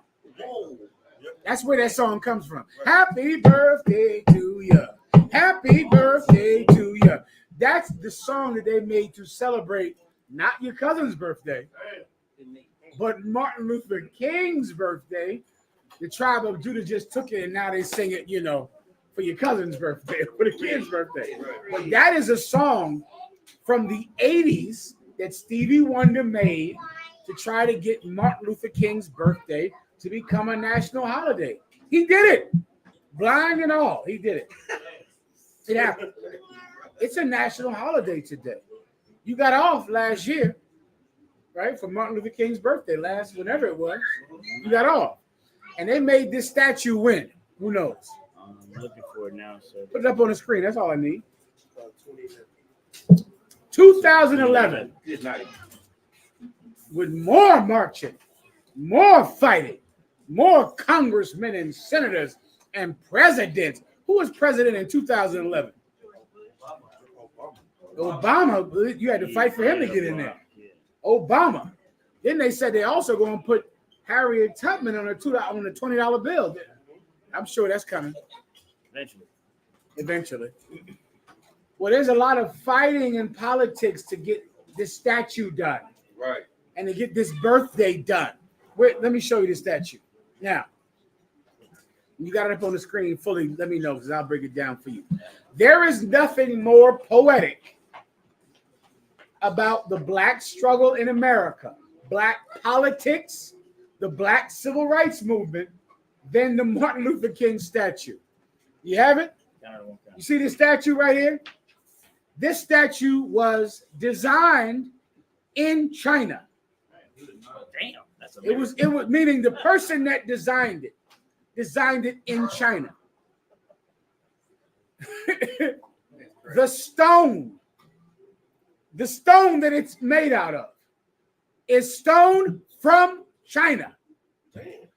The workmen that took the stone out of the rock in China were Chinese. They brought this Chinese stone designed by a Chinese artist, worked on by Chinese masons. They took this Chinese stone and they shipped it to America. Chinese workmen in America put the stone together to the specifications of the Chinese artist who put Chinese stone together in Washington, D.C. And it's a monument to the struggle of Black people. There is nothing more poetic than this. This is civil rights. This is you fighting for 40 years so that workers in Beijing can get jobs, right, to go and get rock out of a Chinese mountain. Take that rock and an artist in China designs it. Those workers flew to America. Do you understand what that effing means? The workers, they flew them from China to DC to put it together in DC. The artist is Chinese. The stone is Chinese. The people who got the job to put it up were the people they flew in from China. You would think that, okay, let's say you have to get Chinese stone. Let's say you have to get a Chinese artist. There's no black people in DC that could put it together. Right. That could just, take the stone and put it together in DC. Right. No. Warrior. So like you, sir, it's so poetic because the Million Man March was a march for jobs. Yes. The March on Washington is what he means. Yeah, come on. The March on Washington, the I have a dream. Black girls and white girls should hold hands. Free at last, free at last. That was a march for jobs. And to celebrate him, you go to China because there's no stone in America, I'm sure. You don't have rocks over here. Right. You go to China, you get Chinese rocks, Chinese artists, Chinese sculptors. Fly them from China to DC to put together this Chinese rock from a Chinese artist, and they put it up, and black people say, we did it. Damn. We in Chocolate City, knock. Nice. We did it. I don't think we did do it. I don't think that's something that we did. If you believe in voting, this is what voting gets you. You get the feeling of accomplishment. The Chinese get the money. You understand? The Chinese get the money. There is nothing more poetic about voting or the civil rights movement as the Martin Luther King statue. What I'm saying, you go home and look it up on your goddamn phone and see if what I'm saying is not true. Every word of it. They flew workmen in to put it in DC who were Chinese. They wouldn't found a sculptor in China. The effing stone comes from China. The stone. They flew it in. And who runs the businesses in your neighborhood? Who sells you chicken wings? Who owns your apartment, your car wash, everything? See, that's the civil rights movement now. That's the civil rights movement. Me, myself, I don't vote, but I also don't smoke weed. Right. And I don't eat pork. Right. And I don't unalive people. And I don't assault women. And I don't assault children because I understand that my righteousness gets more work done than voting. That's right. I understand that. You good? Got this up. Camera. Forgot one. Damn. Another one. Oh yeah. Are you? Got this up. Give him a hand. I'm trying to. There you go. Yes, sir.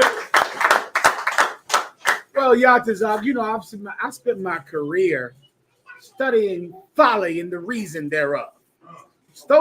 I've studied why men make mistakes. I've studied that because I've served at the pleasure of Commanding General Yana. And I've seen so many great men fall who were above me. Men like Ricard Shiar, men that you know him, men like Nate. Nate was above me in the truth. I was far below Nate, nasty Nate of the IUIC when I came into the school. He was in the school, but he was above me. And so many other men were above me, and I've watched them fall, all of them. And I began to study them years ago on how did they fall. Knock. What was his name? Ricard Shiar. I don't know. It's probably so long. That name is familiar, but it's so many of them. It's so many of them. I used to call them sir. I used to say sir to them. I'd move at their orders. Commander General Yohana was so far above me, I never even talked to him. There was a nation of men. It was Commander General Yohana up here out of New York. I was in Philly down here. I never talked to him, never spoke to him. I'd be afraid to talk to him. Lo and behold, everyone between me and Commander General Yohana fell. All of them. And now there's me. That's what happened. So I began to just research and try to understand how did so many men fall. When I revered them, I looked up to them. And I began to research it up and research men, folly, and the reason thereof. That's a biblical phrase, all right? And I learned about a thing. This is one thing I learned. which you should learn if you want to be an officer in the UPK. You have to figure out, are you an asshole? Assholes don't last long in here. You can't be an asshole. Where the children? They around? I'm good, sir. I'm good, sir. Okay, so they are. This how y'all. This how y'all talk to them in the house anyway. We're different. I stop now.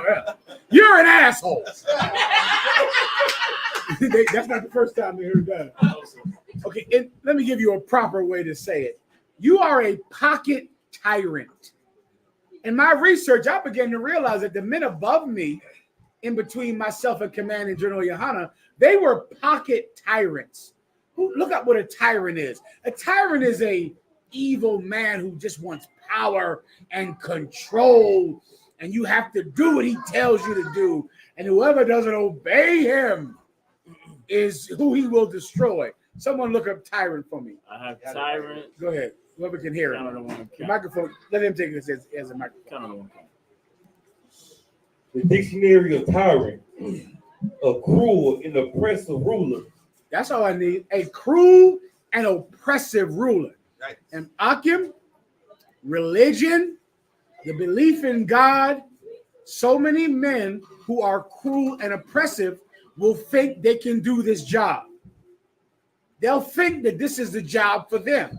So many preachers who really only become preachers so they can have sex with dumb women. That's who seeks this job. Because they know that because I'm the preacher, or I'm the reverend, or I'm the camp leader, women will have sex with me. Women will believe that I'm a man of God. And so because I'm a man of God, I can have sex with women. I can take their money. It's a natural fault that comes with being a man of God, with being a prophet. You will think that you are so important that everyone has to do what you have to tell them to do because you're so important. And there were so many men between me and Commander General Yohana that were pocket tyrants. Men who thought they were important, but really they were small, tiny men. Don't be a pocket tyrant. Don't be an asshole. Now, I've studied this to the point that I've went to seminars and research and studied the definition of an asshole. I'm giving you a definition from psychology of an asshole. Are you ready for it? Someone who is a perfectionist with other people and not with themselves. That is an asshole. That is a pocket tyrant. Someone that tells you, you got to obey my orders. But they don't obey the orders of the men above them. He's an asshole. He's a pocket tyrant. Pocket tyrants also do that with their wives. You sisters, you might marry a man that says, I'm a man of God and a priest of God and a prophet of God. I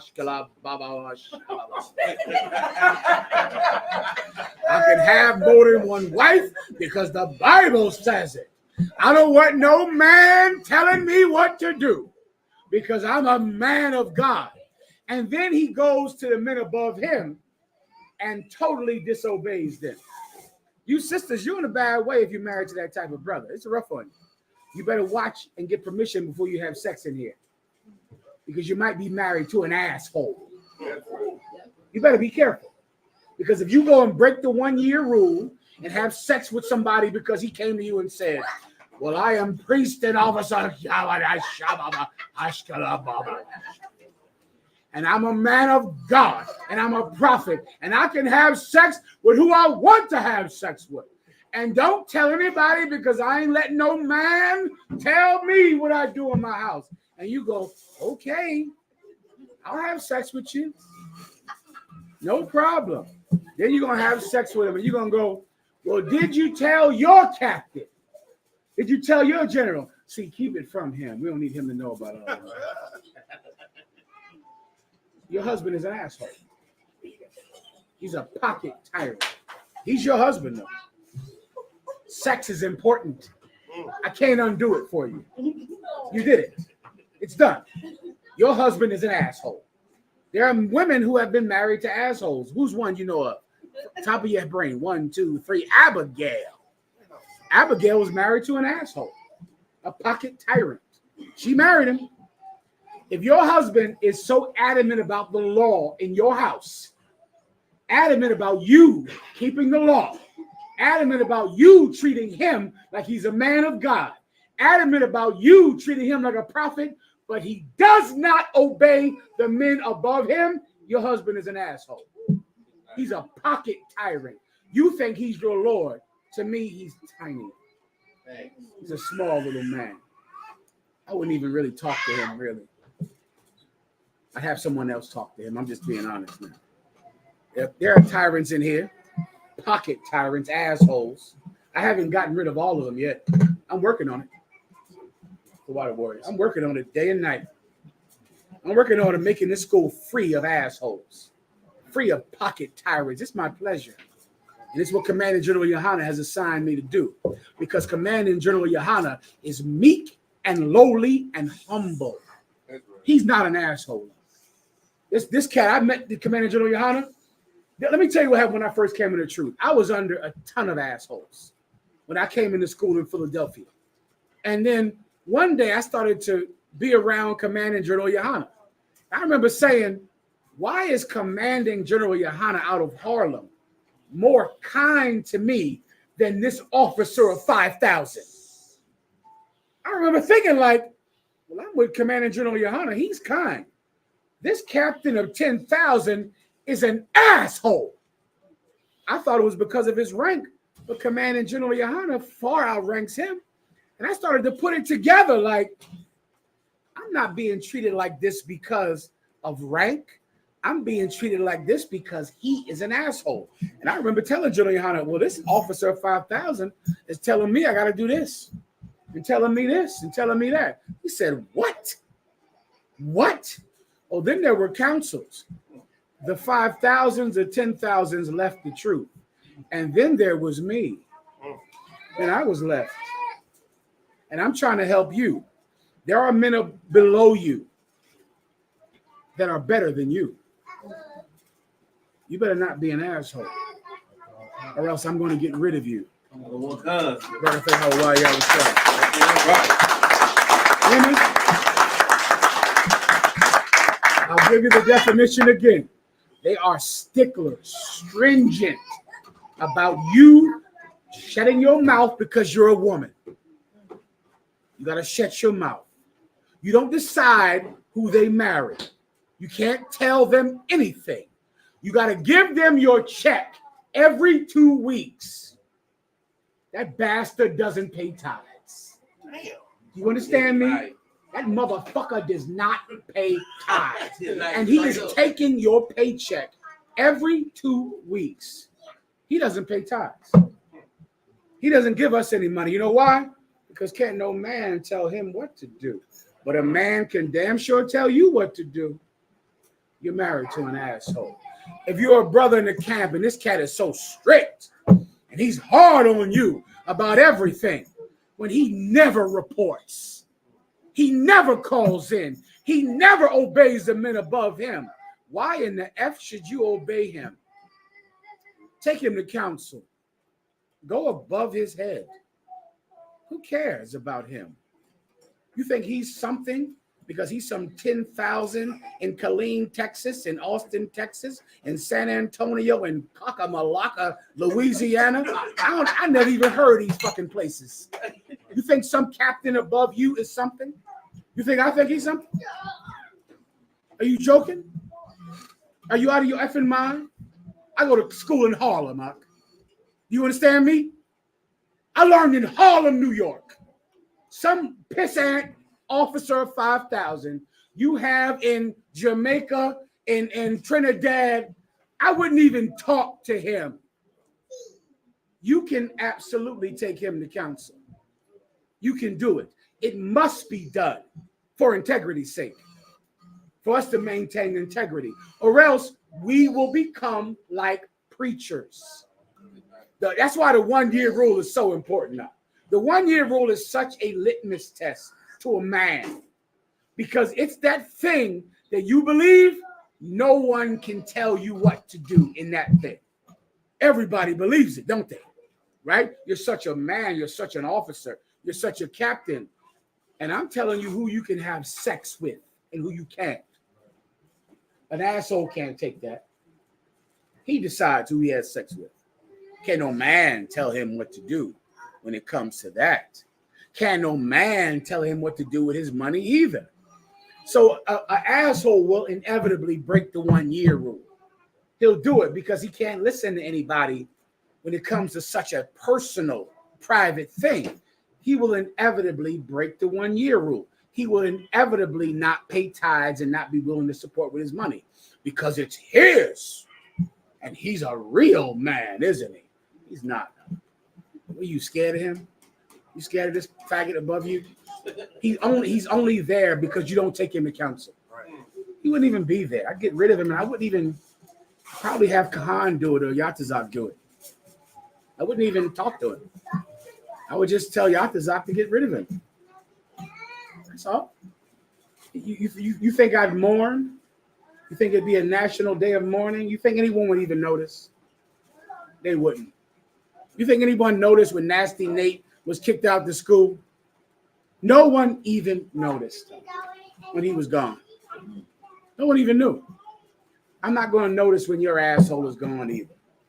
The problem is a lot of young men and women, you don't want to be courageous. You don't want to have courage. And you cannot be in the school without courage. So if you have a camp leader or an officer, 5,000, who is telling you what to do and he's cruel and mean and he is not that way about his own personal conduct, report him. Tell the man above him. Tell someone about it. If you got some man telling you to give you his paycheck and give you your paycheck every 2 weeks, he doesn't even pay tithes and he doesn't even report. Say, no problem. Here's my paycheck, and I'm calling the man above you. I'm reporting you. Do it. Do it.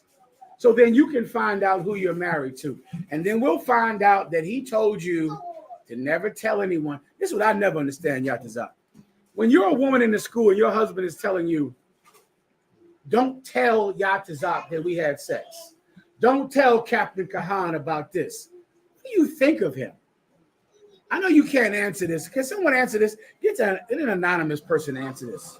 When you got a husband and you look at him like he's a priest of God and a disciple of Hashkala Baba Christ. And then he says, listen, don't tell anybody about this thing that we did. Don't you think he's scared to tell people? Don't you think that he's not brave? Because surely if he was such a big bad man, he would just say, Yatazak, Kahan, this is what I did, and I'm a man.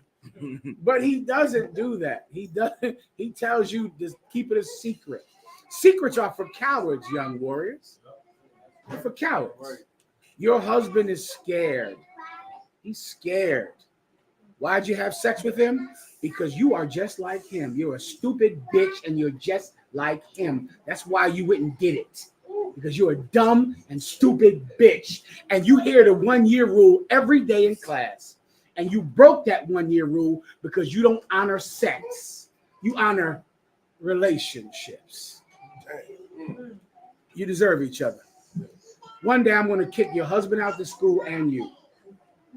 And I won't even remember you. You'll be like nothing to me. I won't care about it at all. We're not Christians. We don't care about the people. That means nothing to us. People leaving the truth, who gives a fuck? Who cares? What difference does it make? If you leave the school, what do I need? You? Another mouth to feed? Another woman to counsel? Another man to get out of jail? I'd rather you be gone before the Most High judges you so I don't have to help you. What do you have? That's anyone? all. Nobody want to give it a shot? Sisters, no. I know you're out there listening. Your husband is in the truth, and he told you don't tell anybody this. You're married right now. We don't know. Listen, do it anonymously. Damn. What do you think about the man The officer of 5,000, the captain of 10,000, the officer of 500. Don't cross him. He's a 50. He's a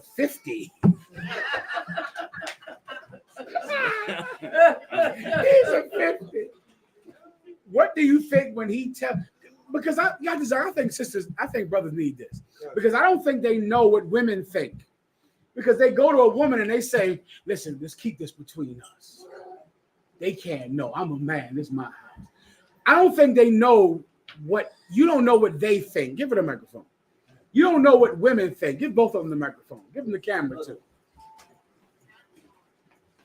Please. She's gotta think he's a coward. There's no way she can respect him. How could she? Give her a hand. Sister. She's gonna think he's weird. Yeah, weird is a good word. I like weird. You like weird? Weird. Yeah, wait, elaborate on weird. Go ahead. You move like to stay out of sight. You have your own, like per se, your own domain. Give me your own what? Excuse me? You said your own what? Your own domain. You try to move in your own space.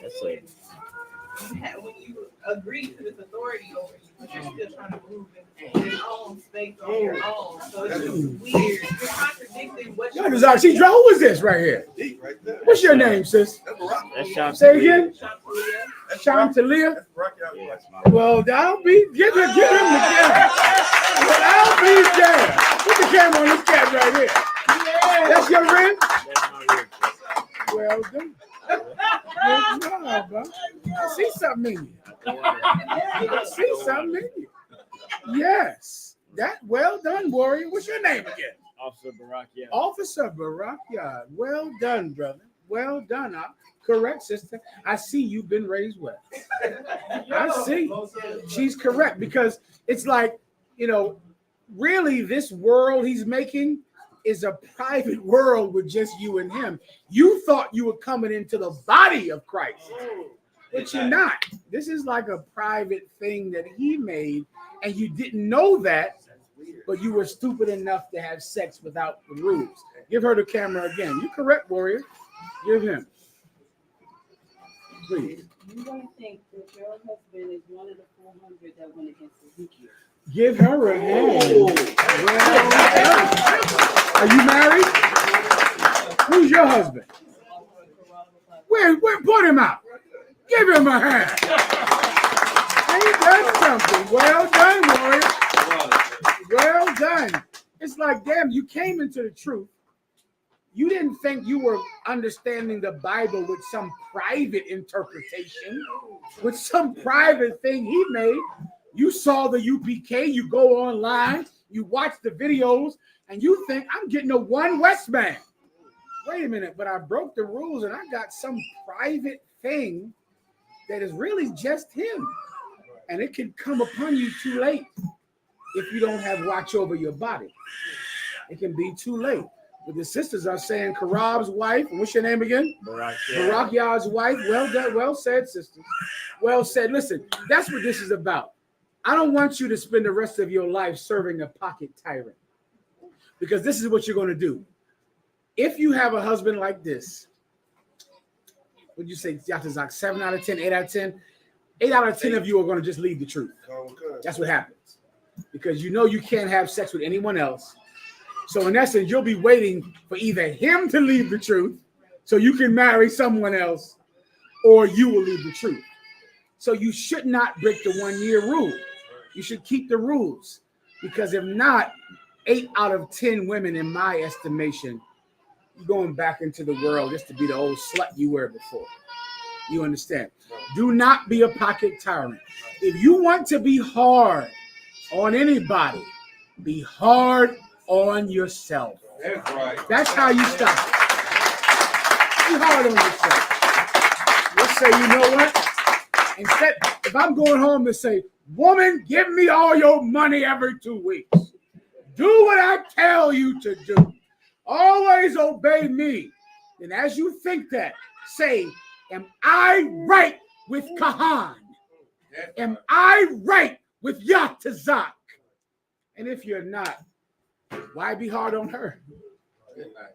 Why don't you just give her a break since you give yourself a break? If you can't do these things, then you're an asshole, a pocket tyrant.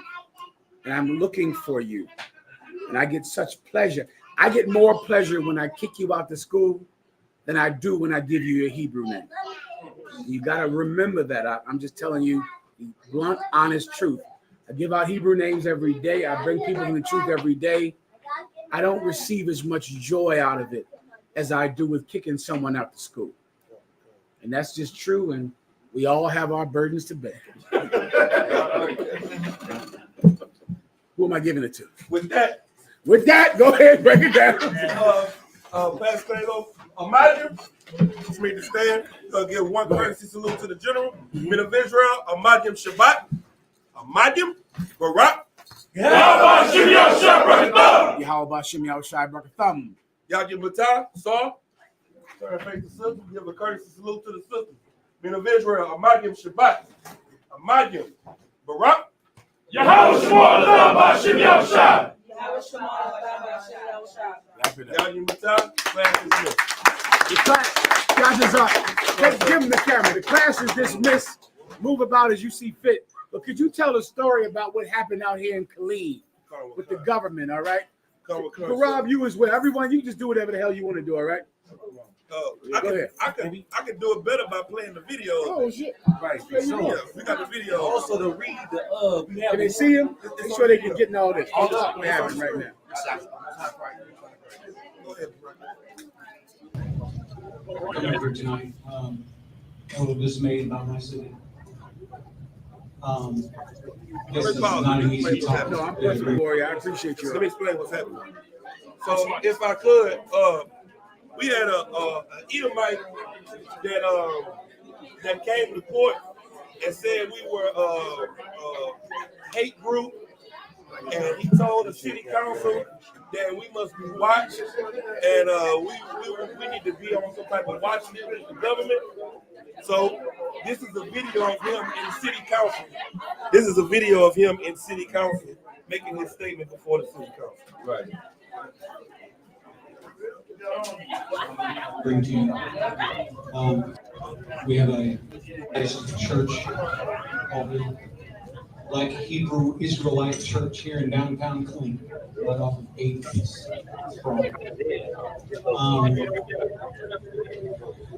They haven't done any violence here, but they have done violence in other states such as Florida, Georgia, Mississippi, It gets louder later. Louisiana. And we have it here in our city now.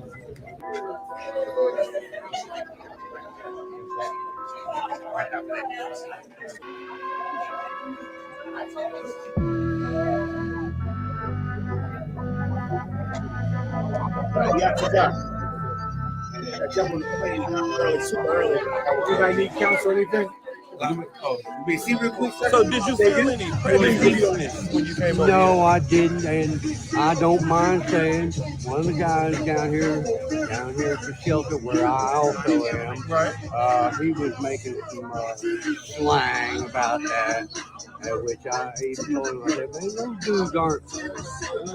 Well, I'm not gonna say. Okay, we're not fucking prejudiced, man.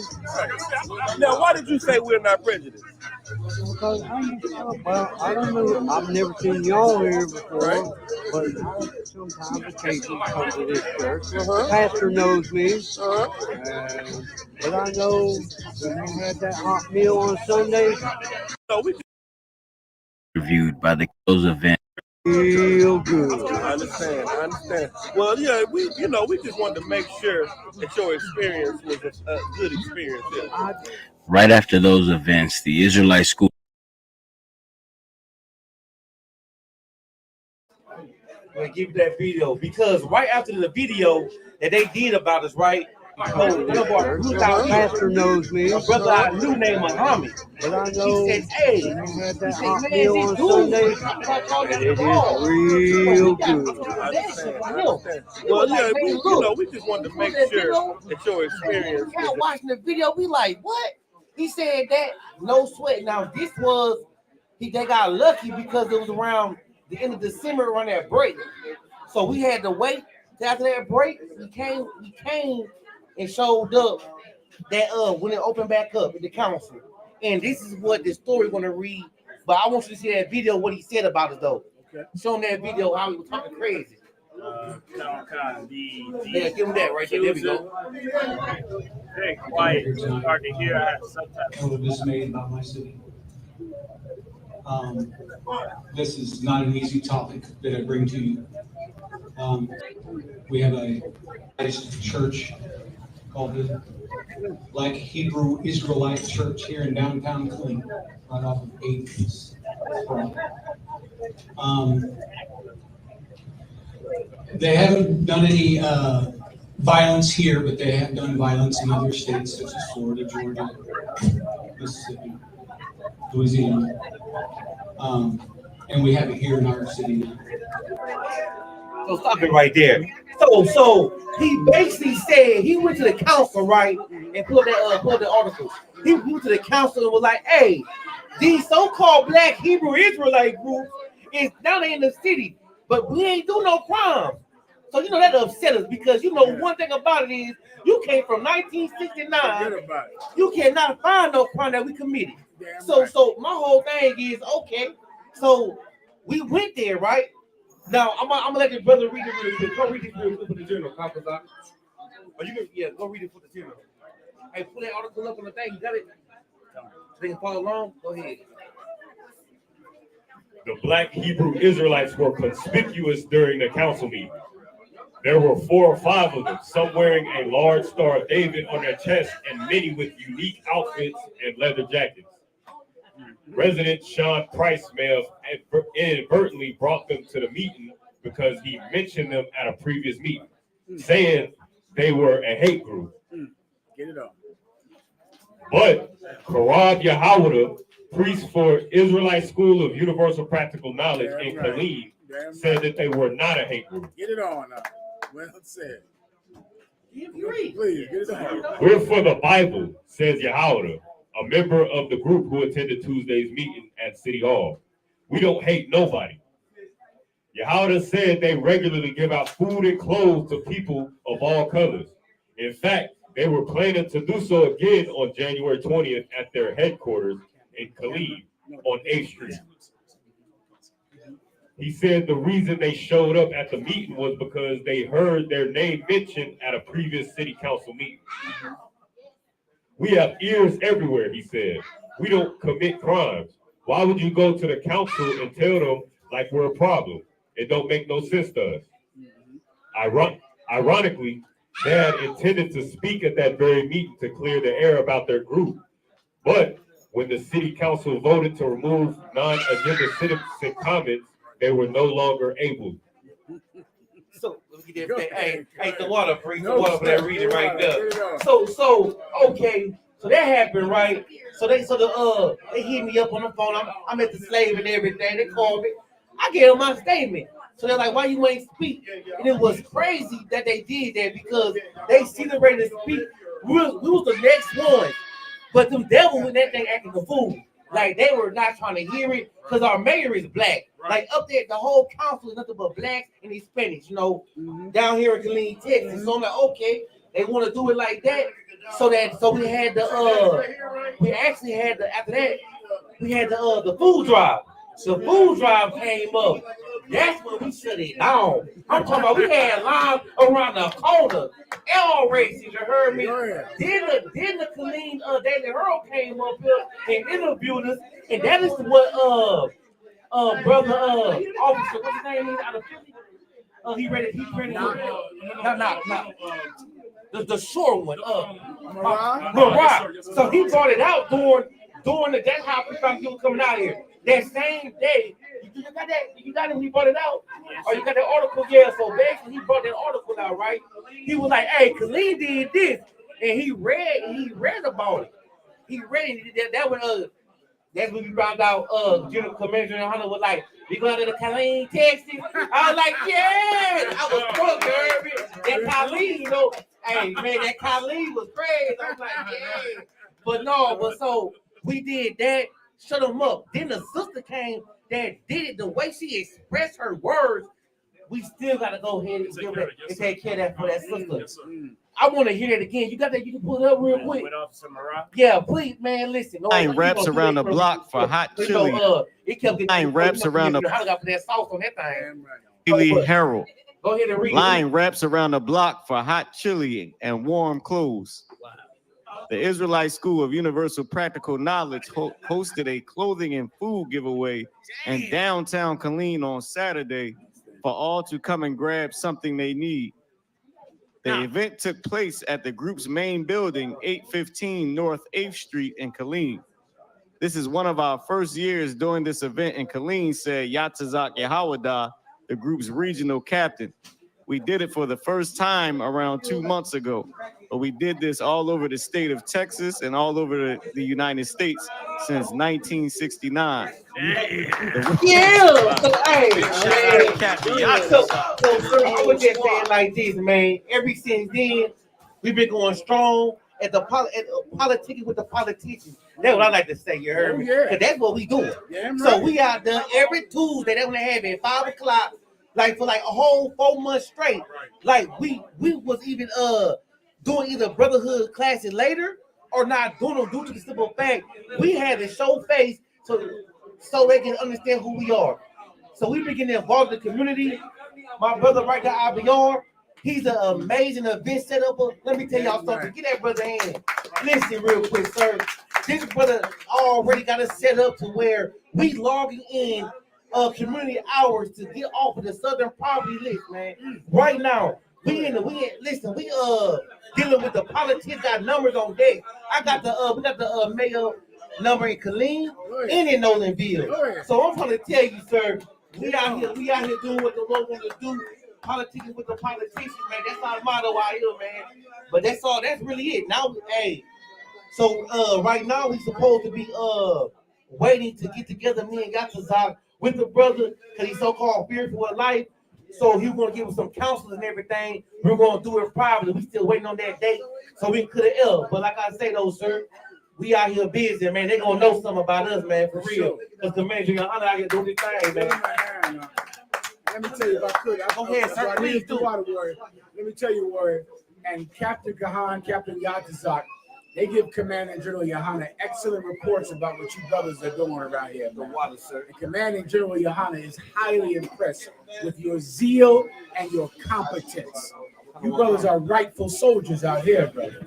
Commanding General Yohana wanted me to come out here because he's proud of you all. He saw what you did with that mayor and with that city councilor, and he was highly impressed. Well done to all of you brothers.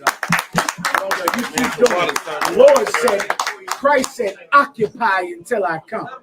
There's going to be places all throughout Texas that these cities are going to give themselves to you until Jesus Christ returns. And you're going to make life better for the people who are under your command. Well done, Roy. Hey, the water, sir. The water you use, man. Come, Yasha. Well done, Shalom. Well done, Warrior.